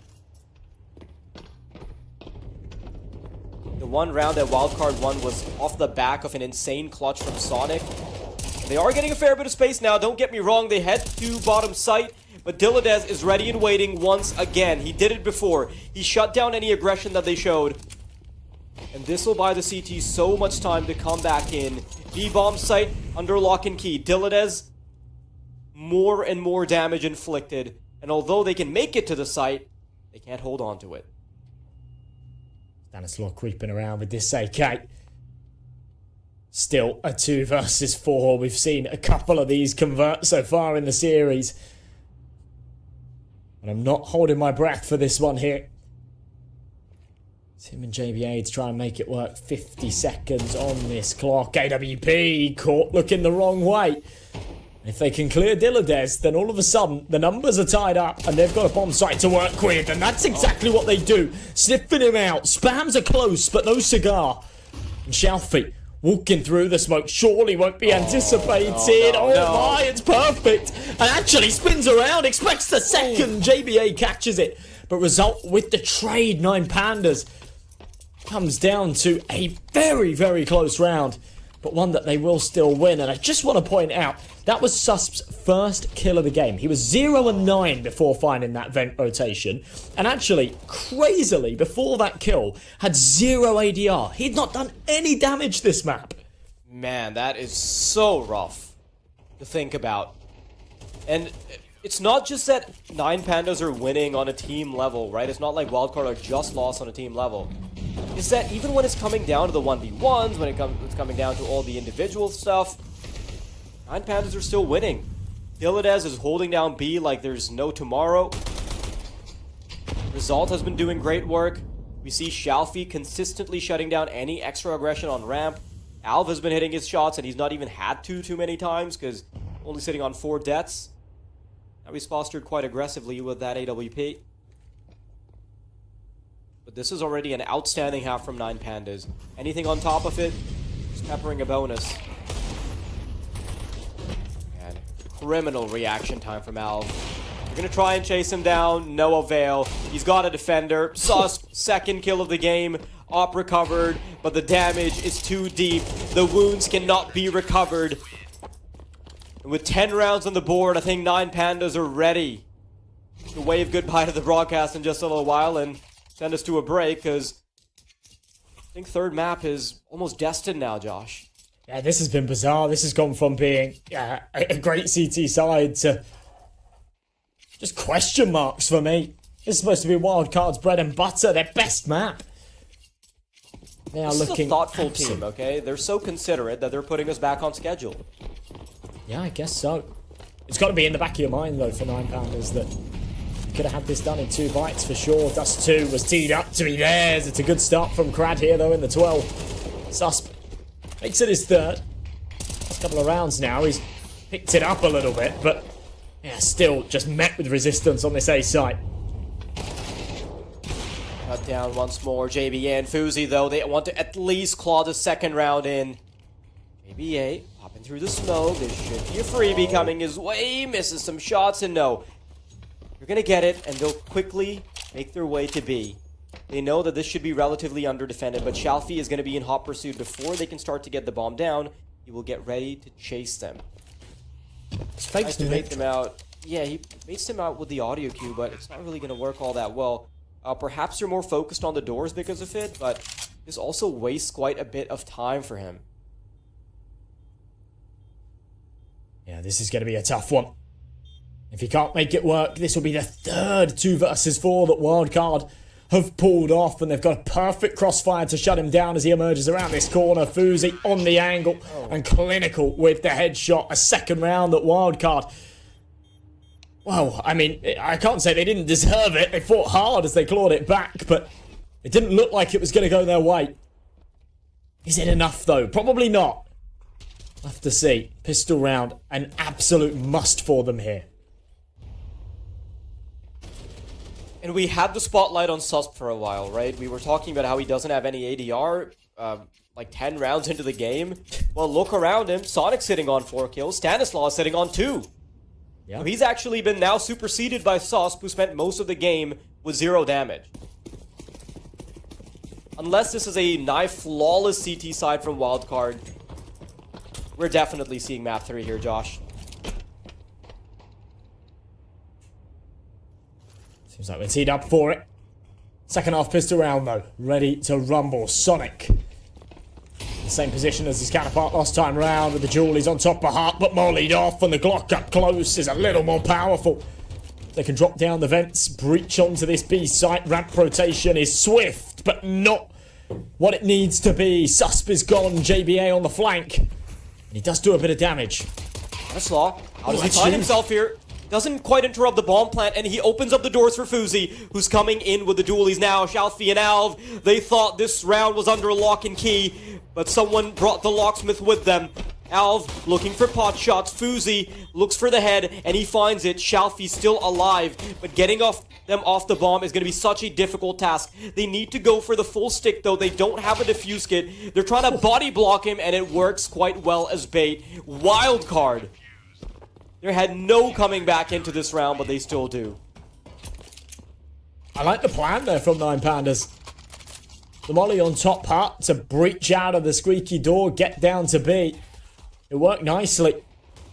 Just don't think they were anticipating the double rotation out of ramp to happen so quickly. No one was there to cover the planter.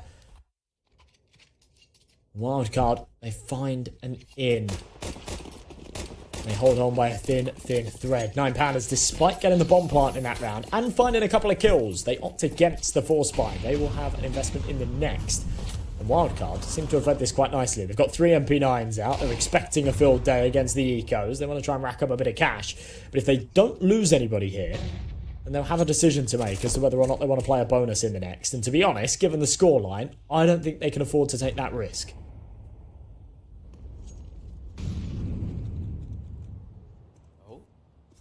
Illides doesn't spot Sonic because he's turning so quickly.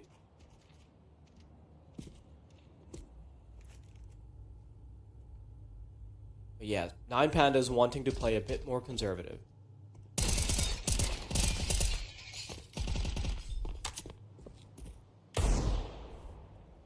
This should just be an easy peasy round for Wildcard, and it just feels like this is the calm before the storm that we're eventually going to witness. Illegal picked up, spammy with it. No, not quite. Only 2 shots popped off. Okay, so. Oh, alright. I bet Sonic thought he was safe because of the box behind him. Well, all things considered, decent damage being dealt here. Couple of kills found, Results still got an opportunity for more, but yeah, ultimately this has just been an underwhelming game, and JBA is putting up numbers, right? But for everybody else, Susp has been absent.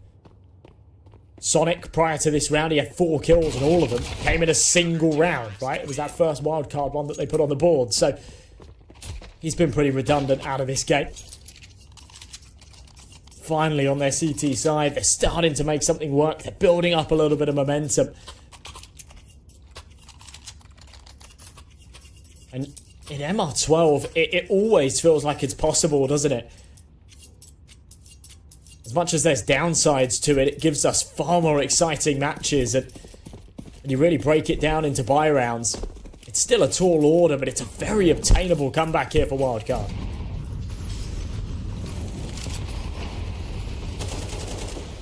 Six rounds. Stop. And a man deficit. Yeah, they have so much to do. Susp, he's going to have to go big here. Finds the headshot. Tries to run away to avoid the molly, but walks straight into Al's line of fire.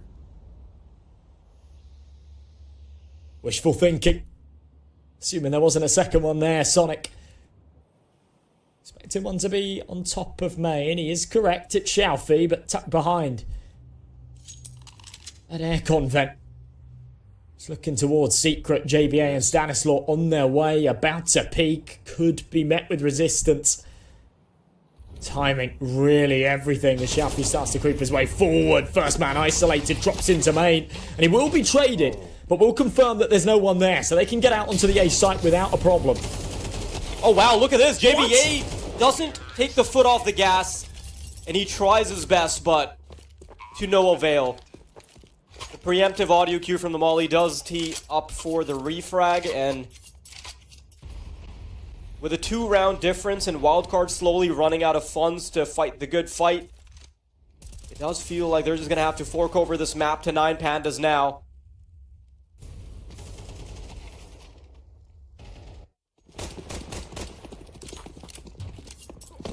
I appreciate the effort from JBA there, though. He just wanted to get the jump start on them. Oh my, look at the money. They have fully bought into Fuzi and Sonic doing something about this situation. They want to stop it from the 12, but if they don't, their money, it's gone.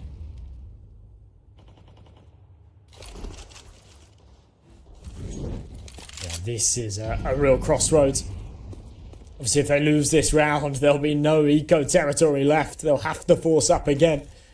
They certainly won't have an AWP. Nor that rifle unless they can save it. Fuzi, tight angle, can't connect the shot. Now been identified. With 2 already crossed down to secret. And these rifles really having no say in the matter. It's going to be a whole lot harder here for Wildcard. Sonic will dial it back though. Been able to cross. He's been given that luxury. No one holding the angle so they can double down on the sights. 9 Pandas try and breach towards B.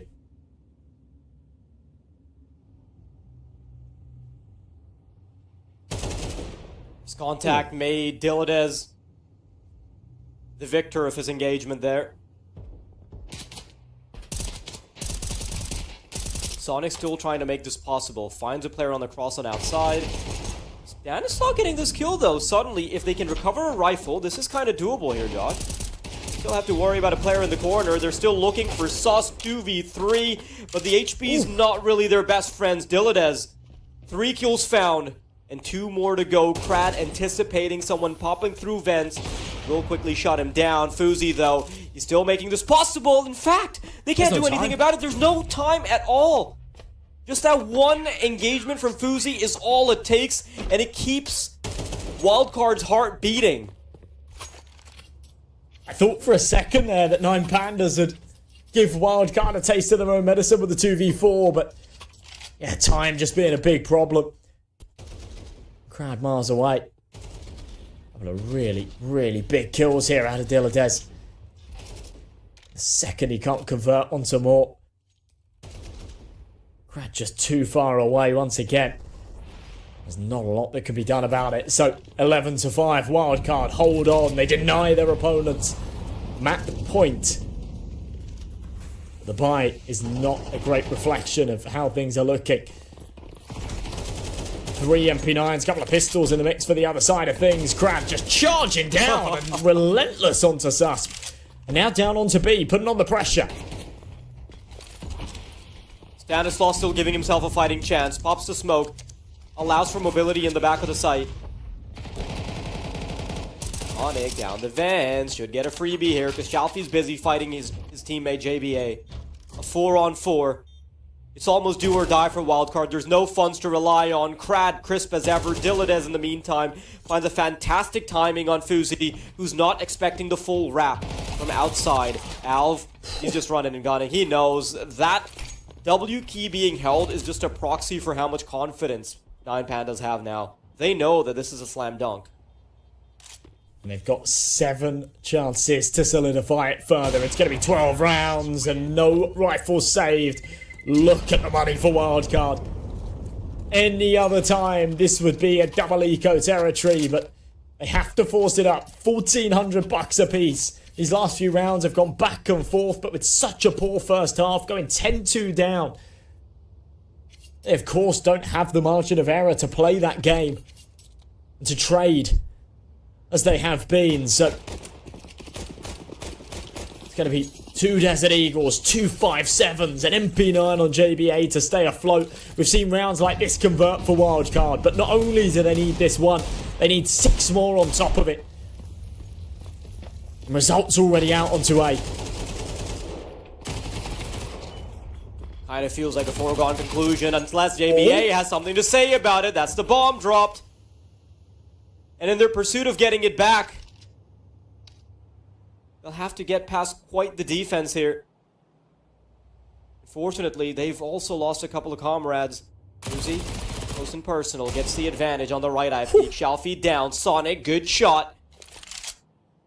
Wildcard not willing to fold just yet. A minute for Dilladez. Try and get the 1v3. Not quite teed up for it. Still has to find the bomb. Time is thankfully on his side. He slipped the net. He's found the perfect timing. The silo player shouldn't be able to communicate that he has made it through main. JBA, does he even expect Diladez?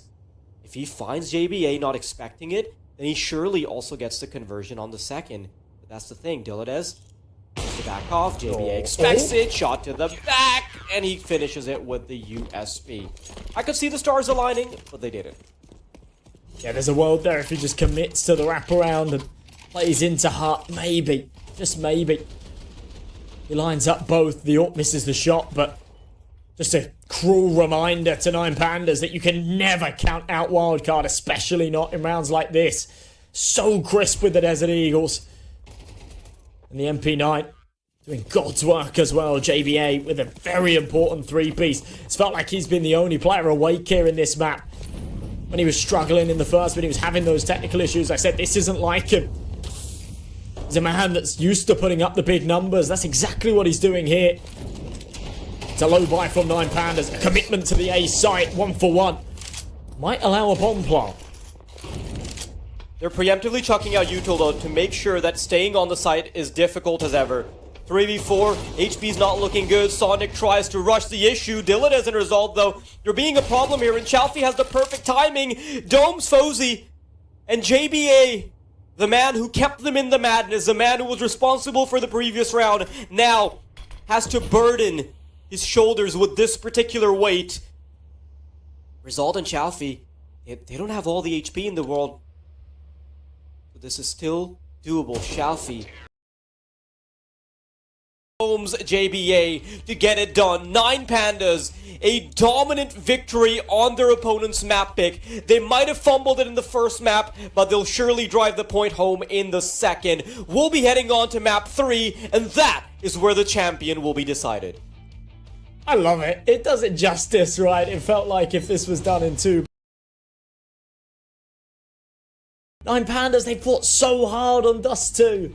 And they just couldn't get it over the line, but on Nuke, they were a different beast. It comes down to Inferno, a map that neither team have too much tenure on. They've bested each other on their own best picks. And now it comes down to uncharted territory. And, well, I am very, very excited for what's in store. Inferno's gonna be such a treat to watch. We've seen Wildcard, how crazy they can be when when they're ready to come back into a game. 9Pandas, we've seen two versions of them that were actually quite dominant. We saw them being dominant in map number 1, but this time they actually closed the deal. This time the closers were alive, and you've got to hand it to Diladez. Every single time the camera was on the man, he was delivering. You look at the other side, although JBA, he was performing above and beyond what's generally expected of him, the big pieces that are generally there, Susp, Stanislav, Fuzi, they weren't quite. I mean, Susp having 0 ADR, as you mentioned, for what? It seemed like 10 rounds of the game, something along those lines. That is criminal. Ends the game with 35 damage per round. It's simply not enough when you're playing a Grand Finals. Yeah, certainly isn't. Certainly isn't. And, well, honestly, we saw some nice little pickups towards the end. Some moments where, especially like Sonic was another one that I put under the microscope. He had 4 kills and wasn't in the firing line because Susp had such a terrible first half. But he found all 4 of those kills in a single round. He didn't do anything beyond that until the second half. But then he managed to finish on double digits, and he had a couple of good rounds towards the end as well. So once they moved over to that CT side, I think if they had a greater margin for error, if they managed to pull together just a few more T rounds, then maybe that could have been a conversation to be had. But just as you were saying, right, the other day against Sinners, they won some of those unlikely situations. They were given some of those lifelines. Today, they weren't, and it really cost them.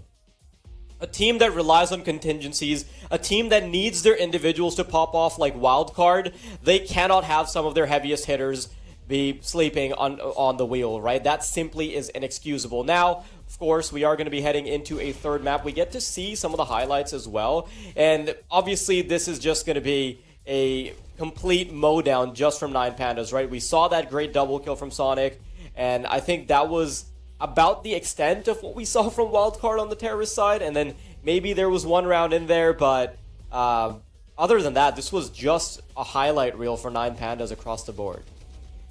It really was. It really was. They definitely looked like the better team through and through, but It's a clean slate, right? It's always the way when we go to a third and deciding map, especially here in the grand finals. It effectively becomes a best of one. It's Inferno to crown our victor. A map that both teams have a very high win rate on, but they haven't played it as much as everything else. And well, I have no idea what's in store. This is going to be a Yeah, I feel like Inferno is a really exciting place to take this as well. We're about to find out whether or not 9 Pandas, Wildcard, what version of them are we seeing? Do 9 Pandas choke again? Do Wildcard find those lifelines? There are so many different stories to tell, but the conclusion isn't going to be drawn until you watch map number 3.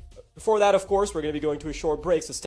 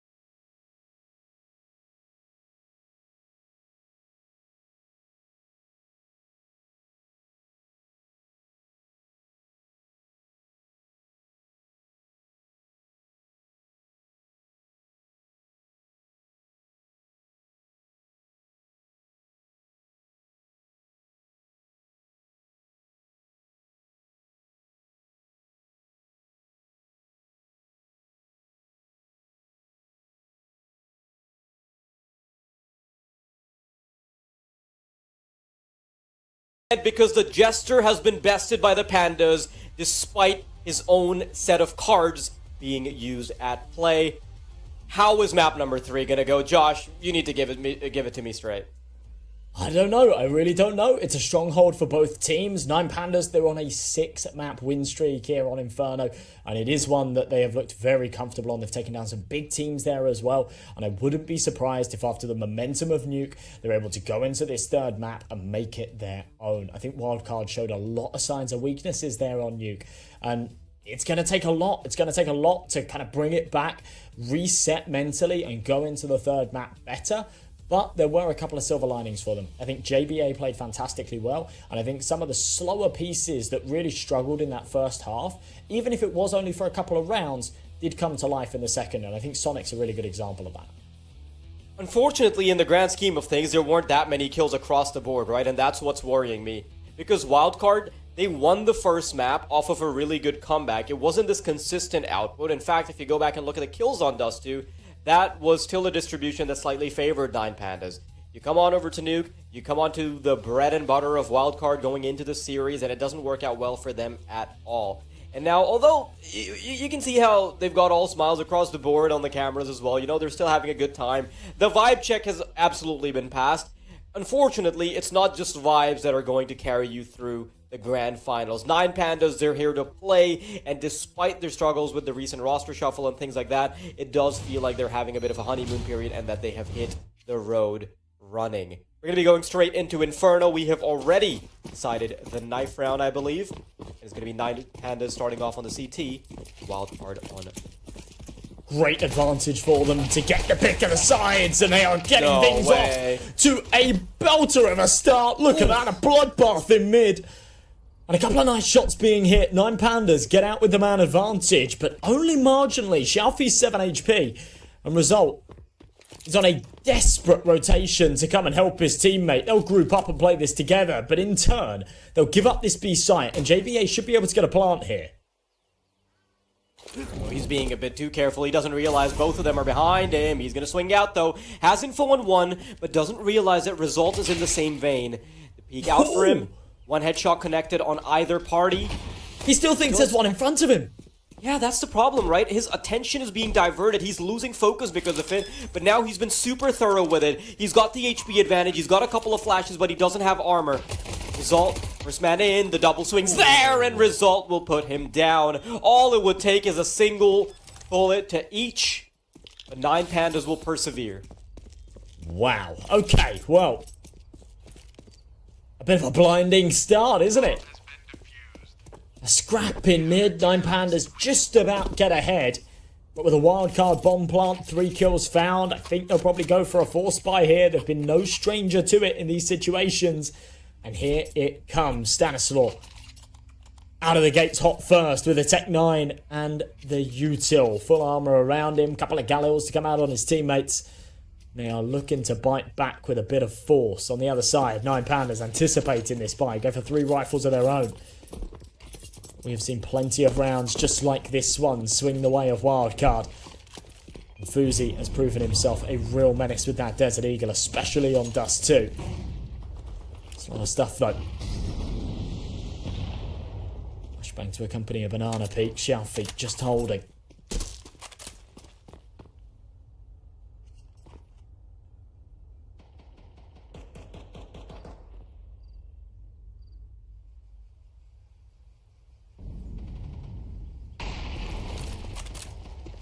Wildcard, they are known for these haphazard rounds working for them. Oh, subs forced off the angle. They're burning up, but they still somehow persevere and come out on top. Wildcard get away with murder, and they should be able to scale onto B with no issues, but that's not what they're going for. Instead, they'll stagger their pace. They'll slow it a bit down, but that's also afforded time for Alf to now start coming back in. Utility expended, flash to go over. It's a bot smoke that doesn't quite do anything. A little bit of a crossfire, but we now have Shalfie as well. The flashbang's good, coming through the smoke. Alv is overwhelmed. How is Shalfie getting away with so much? He barely had HP. The Wildcard still do have control of the B bomb site. Now on for the 2 versus 3 retake. 9 Pandas, they're going to be going for a Result coming in from Churches. Until it is to follow suit, but he's taking a long-range engagement with nothing but an MP9. Are they going to double down? I don't think so. He needs to serve as a distraction for Result. Molly flushes out the back of Triple, forces out JBA, and that doesn't quite work as well as he thought, because it ends up hurting his teammate instead. 1-1, Wildcard. We're setting this grand final up quite nicely. Yeah, this is what we want to see out of the third map. Back and forth. 9 Pandas, their momentum squashed very, very quickly. Didn't seem like tapping the brakes there really did them any favours. 9 Pandas able to go 2 for 2 on the engagement, but with already a man disadvantage, it just wasn't enough. Now a force buy of their own, but one that does not come with as much weight behind it. Being on that CT side, everything a little more expensive. You don't get the bomb plant bonus either, so it's only pistols. 357s, a Desert Eagle, a P250, and a stack up towards the A site. Seems to be the right gamble. Wildcard are on their way. Oh, nice shot. Alv coming in as well. Too much time being bought for 9 Pandas to get those pistols in position, and a Sonic looking to fight back. He's got an M4, bomb in no man's land. They have full control of it, and he's also got to worry about this player in Boiler. Just tries to go through with the flashbang, but there's a 5-7 waiting for him. 9 Pandas, my oh my. They've cooked Wildcard in this third round. And this third map is delivering right back the other way. Wildcard now with the force again. Nothing out of that round though. 9 Pandas played the 50-50. They rolled the dice. And it came up in their favour. Now it's time to try and break this curse. For one of these two teams to establish a bit of an economy. You can't just keep going back and forth like this. We'll see pistols and Galils throughout. Decent amount of firepower for the CIS squad to work with though. Wildcard once again choose A as their destination. They try and creep into brackets. Alv taking a deeper approach. With the smokes being deployed, 9 Pandas now creep back into passivity. They know that they just need to take those long-range engagements against the pistols. Diladez, tagged up already. He's going to need support soon. They need to jump out with the util. Diladez just waiting to clothesline as they come in. Alv there for support. Diladez playing off the off angles, finding 3 duels there, nigh impossible, and the pistols will be underwhelming. 9 Pandas, damage done, but nothing converts. That's a real shame for them. They've tagged 3 players down into the red, but not finished any of them off. Not only does that mean no kill reward, but it also means that this 9 Pandas economy can start to thrive. All 5 players surviving. Which means that they can reinvest a bit of util and be good to go again. Have a nice little economic cushion to fall back on. Future rounds if needed. And right now, we look to get things done in a clean fashion again. Look at those stake odds. Showing 9 Pandas teed up to be the hot favourites here for this third and final map and to lift the trophy here at Frost and Fire.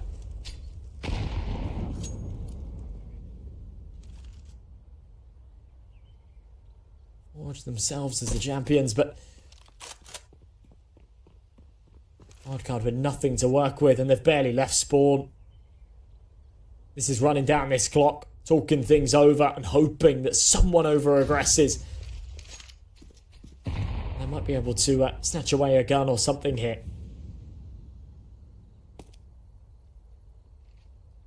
Bleak start for Wildcard. Seen so many weaknesses on them. Having to come back on the first map to keep yourself relevant. Although it's still very commendable that they took 9 Pandas as map pick, it's still not enough.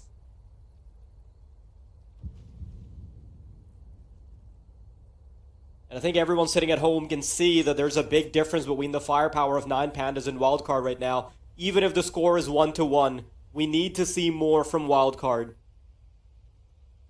Because the championship winning performance is being outputted by 9 Pandas at the moment.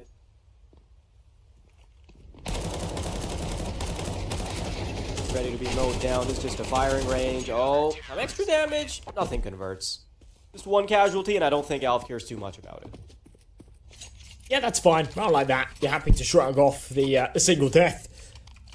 They'll bring those AKs through. They'll happily reinvest on the 1, and it actually gives them an opportunity to get that AWP out as well, which they wouldn't have gone for, I believe, if they hadn't have lost the single player there. So,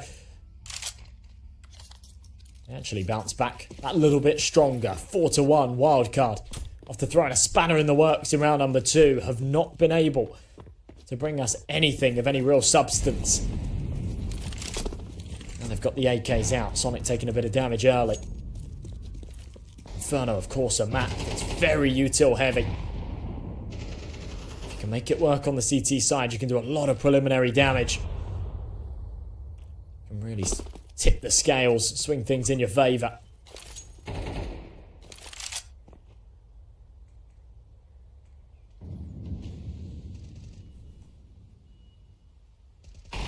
Big round for Wildcard. Wallets completely flattened. They need to start being relevant soon. Sus bogged down by the nade. And in the meantime, his teammates, they're starting to work something up around the A-bomb site. Result, waiting behind the smoke. His position's not known. Oh no, I think he might have peeked too forward. No, Fozy's not expecting it. Result peeks out at the right time. Caught with utility in the hands. And Shalfie's coming in to help his teammate out. Doesn't connect the headshot, but the spray is there. And Result has done so much damage. Susp rotating all the way from Banana. He might be the next one up on the chopping block, but will he fight back? The wide swing out from the close corner gives him the advantage against Result. 2v3. Alv waiting with the tripwire. Advantage on the shadow. And Dilladez has the last laugh. Alright. Clean. Concise. 3 players staying alive. Timing brilliant in this round as well. As a result, who was playing a bit of an awkward position, right? It's one that if you don't have the necessary support, if you don't have the necessary util, you can get a little bit stuck with, but timing's just brilliant. He ends up finding himself a multi-kill, securing that round. Back to the pistols, a wild card. This map, so far, looking reminiscent of Nuke, and they've got to make sure that that standard doesn't manifest in their heads right now. This is a clean slate. You're only trailing by 4. Still very recoverable. Sonic will lead the charge into the apartments. Tech 9 at the ready, but Dilladez is round the corner with an AK. And that automatic rifle packs a nasty punch. Oh, Dilladez, he's playing it perfectly, up close, doesn't even care. It's all about holding mouse 1, and he's damn good at that. 1 casualty, who the hell even cares? Dilladez is just lining up his scoreboard and padding those stats.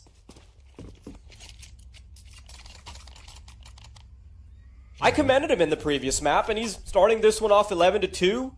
You gotta look back and think that this is essentially now 3 dominant showings from 9 Pandas, so it almost feels a bit unjustified that we're even looking at map number 3. Like, yeah, don't get me wrong, Wildcard, they had a very nice comeback, right? Some individual pop-offs were much needed, and they did come through. Susp had a great game. Stanislaw started to move in. We saw JBA with some good kills, but when they're playing off the back foot, and now they're not getting anything done individually, you can see that 9 Pandas are just stomping them to a pulp.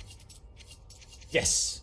I mean, there's still time, there's still space here for Wildcard, but you're right. If we chalked it up right now, there is no doubt that 9 Pandas have been significantly the better team in this grand finals. And Wildcard, I think they're feeling that right now. I think they're feeling like the underdogs, and they shouldn't be. We need to see something special coming out of them now. AK is out. Round number 8. They're trailing by 5.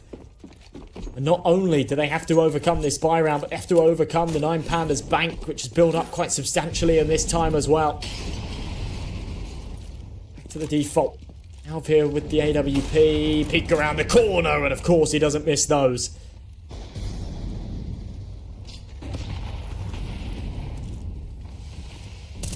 Pandas once again. Banana controls on point. I think Shalfie might even expect there to be a player in the left side. Cubby trying to work something up on A. Result is waiting.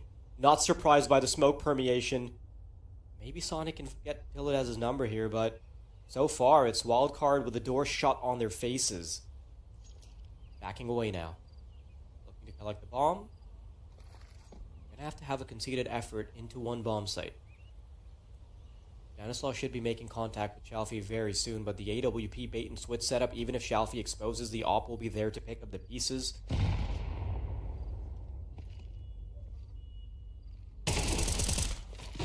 Ooh. Look at how safe Shalfie feels. They can't even chase after him. You can just press through the smoke, no trouble. That's a flawless round, I don't know, in Pandas. And just when we put the stress on Wildcard to give us something special here, something different, they just give us the same old uninspiring setup. And one by one, they are dismantled. That's gotta feel sore. Another force bite. Obviously, they're stuck in this cycle now. They've got enough money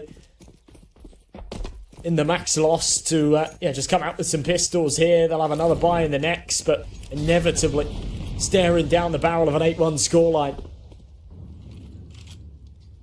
This is nothing to be desired.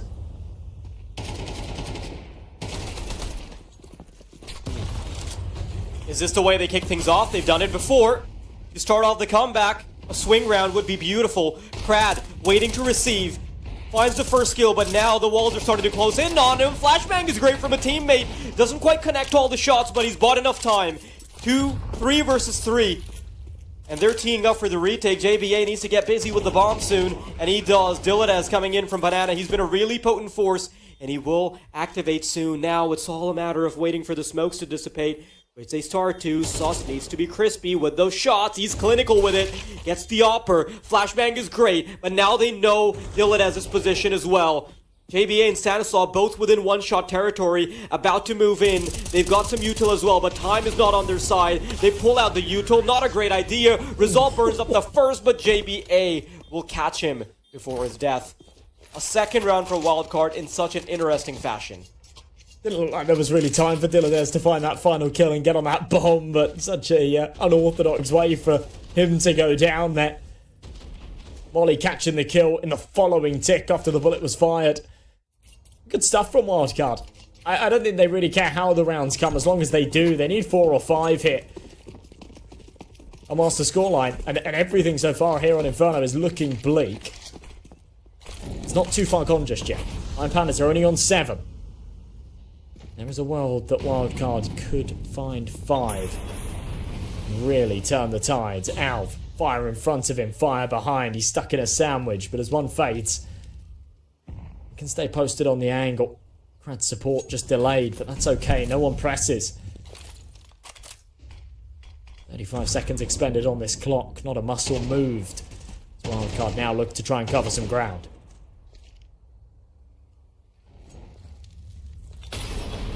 Control, getting ready to be established. Alv, oh, what a brilliant flick. He's even got Crad support, so they can't really press him too early. They lose a man with nothing to show for it, an empty hand that they'll be taking into the rest of this round. A minute left on the clock. Wildcard's players split up. They try and make their way out of middle, but the flashbang is beautiful. Shalfie trying to self-flash himself out. Has a teammate to try and defend. JBA baiting out the shots. Fakes an engagement. Forces Shalfie to swing out. The problem is, this is still a man disadvantage, and in the meantime, Dilladez doing some fancy footwork. Swings around the corner. JBA taps to the back of the head. The sloppiness of the spray doesn't even matter. Oh, Sauce has a really good angle. Gets up on top of the box. Knows where the second player is behind the pillar. He can surprise the offer. And now it's doable. A 4v2 potentially converted. Wildcard. They're the team that has in fact stayed true to their name. They've been defying the odds. They've been wild. Susp creeping forward, shuts down the M4. 1v2 off the back of a 2v4. Dilladez, a prime performer, but I think Susp might have his number here. Comes around, shot to the side of the head, and Wildcard have done it again. A third round to keep this grand final interesting. This is just crazy. I'm keeping track at this point, by the way, because these 2v4s are becoming less of a lucky strike and more of a consistency. That's the 4th one they've pulled off now. And it seems to be Susp in those situations time and time again. He had an absolute stinker on map 2. He's looking hot on the server. 4 force buy wins and 1 2v4 clutch against Sinners yesterday in the same map on Nuke. They seem to thrive under the pressure. Those kind of situations. What you come to expect of them now. Still a chance for 9 Pandas to really drive the point home, though. Look at this. They're getting very exploratory in Banana. trying to get up forward. Chaffee, if you pulled the trigger, you'd be yielded some dividends. But as they're starting to scale up on A, the Banana players, they back off. They would have found an advantage if they actually did decide to commit. But a 3-man defense, not bad at all. Alf preemptively tossing the smoke, ready for the apartment's presence. Flick to find one. Sus, though, he's crept forward, catches Krat peeking through the smoke, and now they can even take the action to B. It's a 3 versus 3. Dilladez is down. One on each site. They still need to worry about Alf. They know there's an opera. They know they haven't killed him just yet, and the smoke is what's protecting the bomb planter as he gets it done. Uzi finding the angle. Alf is down. Shalfie. Surely you just get away from this now, right? This is such a crazy turnaround. Susp is carrying the weight of the world on his shoulders, despite the deficit that his team are at. He is top fragging on the server. They were met with resistance on that A site, and he found 3 regardless. With Shalfie falling, I mean, 9 Pandas, it's not the biggest problem. To be honest, he could have really done with saving there, that he would have been able to drop, and they could have pulled out another buy here, but look at this read from Susp, just knowing after the library contact was made, there's going to be another B rotate nearby. He baits him out of that smoke. I said 5 was the benchmark here for Wildcard. And they are now 1 round away from it, and Susp, yeah, player of the round. I'm not surprised. They need to be teeing him up for more than that, because he is looking like player of the game so far. If Wildcard can pull this back, it's on his merit.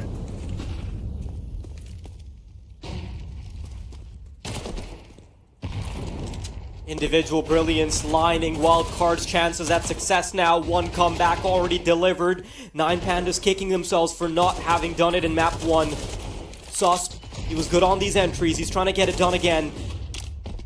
They try to cheat their way forward into Banana, but when they're met with the force of a smoke, they'll have to back off. They don't want to be the victim of just a lawnmower against the grass. The MP9 to find them if they do try and push forward. Pace slows down. Wildcard looking for info. Dilladez has got a very advanced angle, and if Sonic goes back to join his teammates, he needs to be careful. Does check it. Of course, traded. One final chance to potentially extend play, but look at this. Susp has the right idea. They're not going to expect him. He lets them cross a triple 3-man spray down, and he's even looking for the 4th. He's bloodthirsty, and it might all be over. Look at this. Dilladez, the last man standing. JBA is going to creep up behind. Take off that Jester Zat. Make way for the crown, because Wildcard are your Frost and Fire champions. My, oh my, that grand final.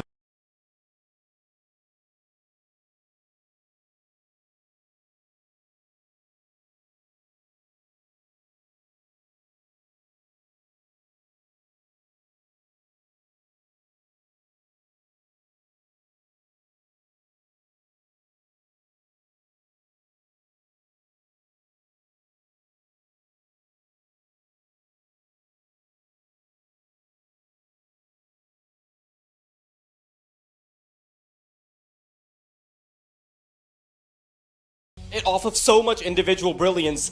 They had so many times where they looked lost. I even called it. I said at the start of Inferno that 9 Pandas are looking like the winning team, and it feels like Wildcard are just playing for scraps. It's like it's as if they're just relying on the fumes to keep them alive. But towards the end, the fumes, they delivered. I mean, what else can I say? This was an incredible showing from Wildcard. It really was, and I think it comes with the massive experience from Stanislaw as that IGL and his ability to keep the morale high. We looked at the cameras before going into map 3, right? And we had to point it out because it was abundantly clear. They looked happy. They looked like the vibes were high despite the fact that they just got crushed on Nuke. And I think that that's a superpower in itself, to come from being so far down, especially here on this 3rd map in the grand finals. It's proof in the pudding that what happened on Dust 2 wasn't luck, it wasn't fluke. They can consistently pull off these comebacks. They can consistently shift into that 5th, 6th gear when they need to. And they did so. They did so today, and it was beautiful to watch. It was a fantastic match. It was a treat. The whole series delivered. There were times on Nuke where we got to see 9 Pandas being able to flex their muscles. We saw Wildcard with a fantastic comeback despite the issues they were having. Technical issues, whatever the case may be, they were able to get it done in a 13-11 fashion. And right now, 9 Pandas are thinking that 2 rounds on Dust 2 were the difference between them having $10,000 extra dollars. Yeah, and actually to factor in as well what happened in the final round of regulation on Dust 2, it should have gone to OT, right? They had a 4 versus 2. Alv was on the angle on short. It was a key and routine shot for him to hit. He missed it. He fell away. He should have still been alright, but Susp hit a crazy reaction shot. They ended up clawing it back, and that's what turned around that first map and closed it out when, really, 9 Pandas probably should have had this done in 2 bites. And here's a little replay of how that one unfolded. This was a 4 versus 2 in their favour. They should have had further rounds to close this out. And had they have done so, I think Nuke still would have gone the way it did. They looked like a dominant force there on map 2. But yeah, they're going to be kicking themselves. I think this one's going to keep them up tonight because, yeah, whilst it might not be the biggest tournament that they've played, that they've faltered in the grand finals, I mean, it's one that's pretty haunting. That is exactly the type of game that has you tossing and turning in bed. The slim margins, just a couple duels. Even there in the last round of Dust 2, right? It was supposed to be almost a guaranteed retake. It was a 4v2. You see the flank from JBA, and when things like that are happening, it's a skin crawler, right? Like you feel like you have the game in your hands. You feel like you feel like you've already done everything on Dust 2. The domination at the start, Nuke was great. So I can't believe we essentially saw 3 or 4 instances of 9 Pandas having these super dominant streaks. We saw it on Dust 2. We saw the entirety of Nuke. We even saw the entire start of Inferno in the same way. But it's still a wildcard victory. How the hell does that happen? Yeah, I really, really don't know, but hopefully we'll be able to ask those questions in the interview. But yeah, I mean, it's insane. It's insane. They really, really struggled on their T side, and I think Crad's going to be kicking himself as well. He had a good series, and it's a real shame that he just run out of steam in that third map. It doesn't look like there was any other way to put it.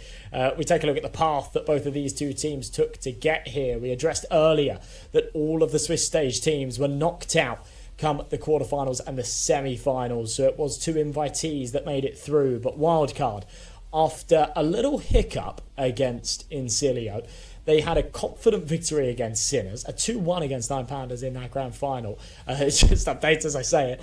And yeah, on the other side of things, 9 Pandas, of course, with a very, very new roster. I mean, not quite, but 2 new players. It's been reworked. I think this is still a very good debut tournament.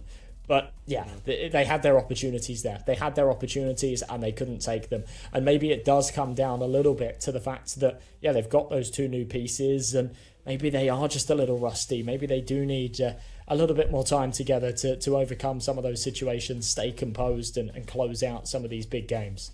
It didn't even feel like there was an issue in terms of firepower from 9 Pandas or that team play was lacking or anything of that sort.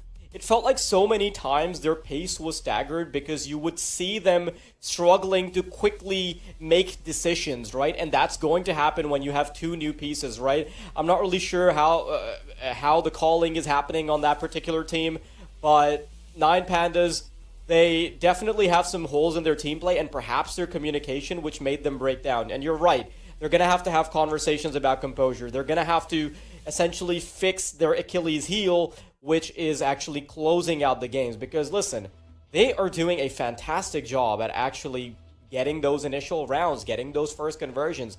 But when it's time to put a lid on it, they just can't.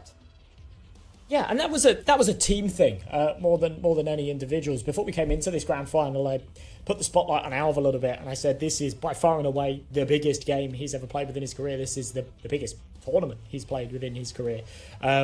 And whilst he had performed exceptionally well in the quarterfinals and the semi-finals, maybe the weight behind a grand finals matchup would be the tipping point for him. Maybe he would struggle. Maybe he would lose that composure that we've seen out of him. That wasn't the case. I actually think he played exceptionally well today. I think that he has been a consistent piece, and I'm excited to see how he performs going into the future of this roster.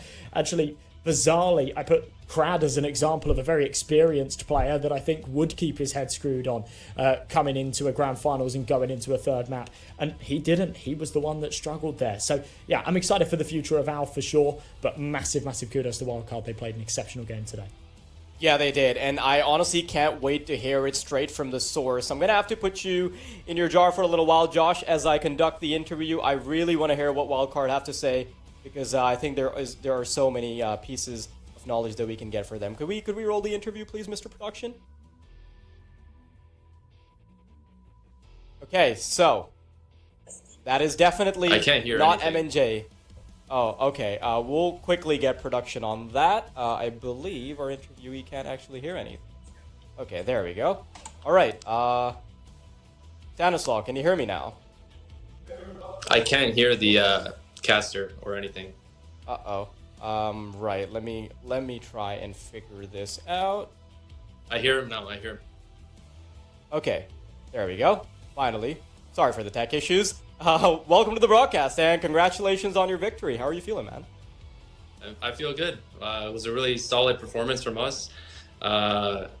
Honestly, I didn't expect us to start playing so well at the start of the year. I understand that we're favorites coming into this tournament, but we had a long player break, and we're still getting back into the groove of things, so it's nice to start off the year with a win. Yeah, I mean, it was such a chaotic game, right? And honestly, until the very end, it didn't even feel like you guys were going to get the W, right? Like, it was so back and forth. 9 Pandas kept finding these dominant streaks. So I kind of want to get the bad stuff out of the way first. Like, I want to ask what was going wrong on Nuke, because when you guys played against Sinners, it was relying a lot on those like contingencies, like force buys, things like that. And then even today, like, you guys looked a bit helpless on Nuke. So could you talk me through that? Maybe what was going on behind the scenes?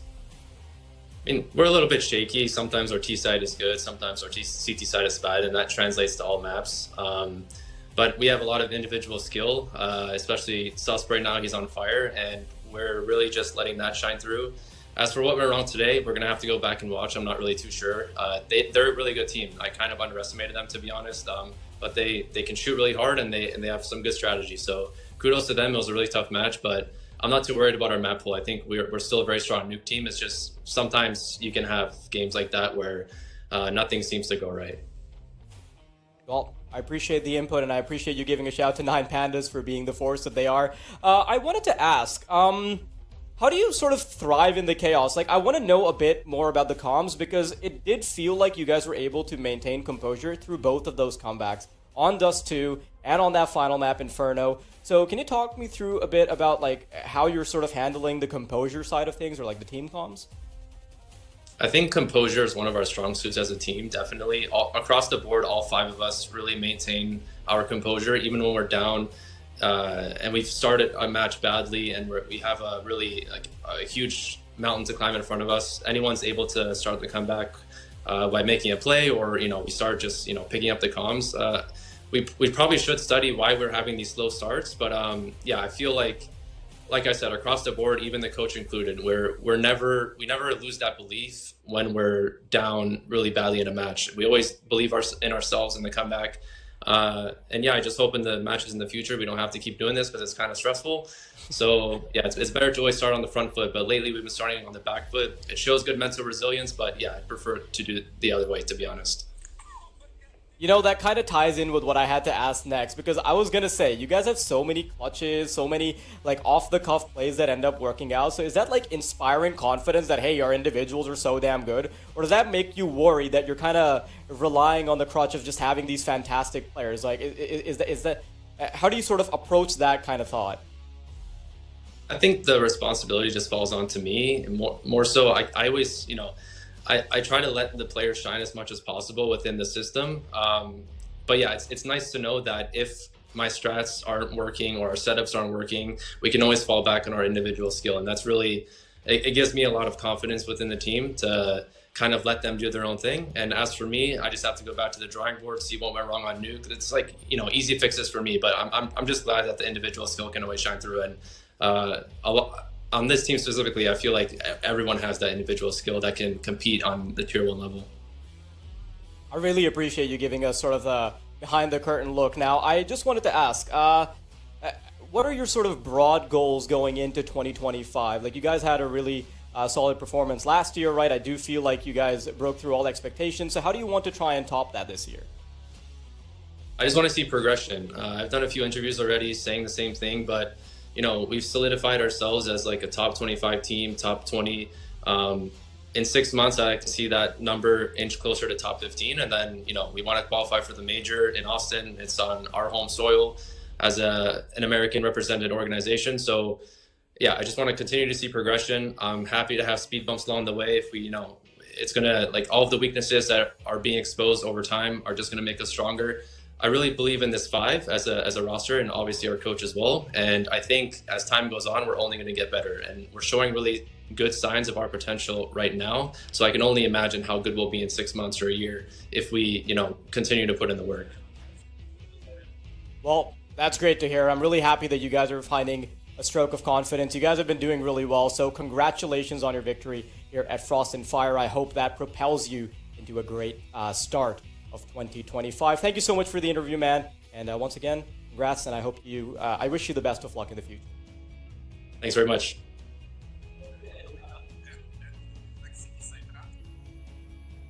Well, guys, that was Stanislaw. We're going to bring M&J back out of his M&J jar so I can hear his thoughts on that. Oh, hang on. Having a bit of trouble with the lid. Ugh.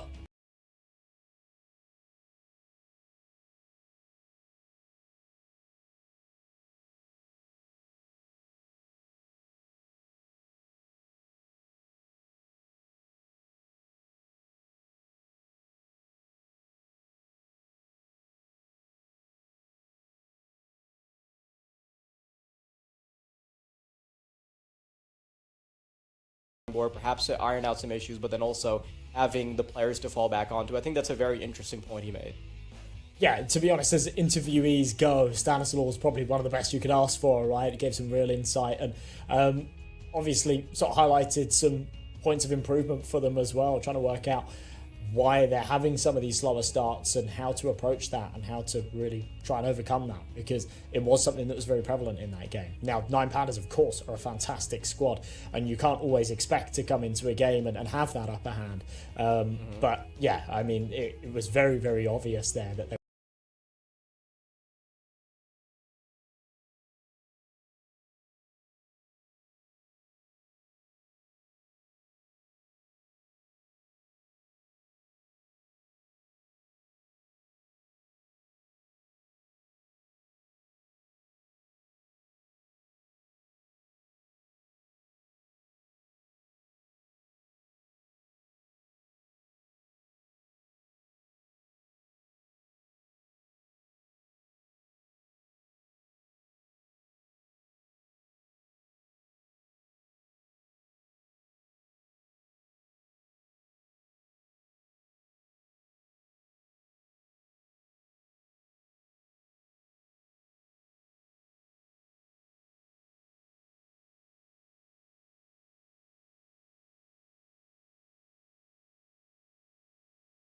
Pandas, don't get me wrong, and I think on another day we might have actually seen Eyeballers actually be in the grand final, so that was very cool. Sinners put up a really good fight against Wildcard, and then that grand final, I felt like it spoke for itself.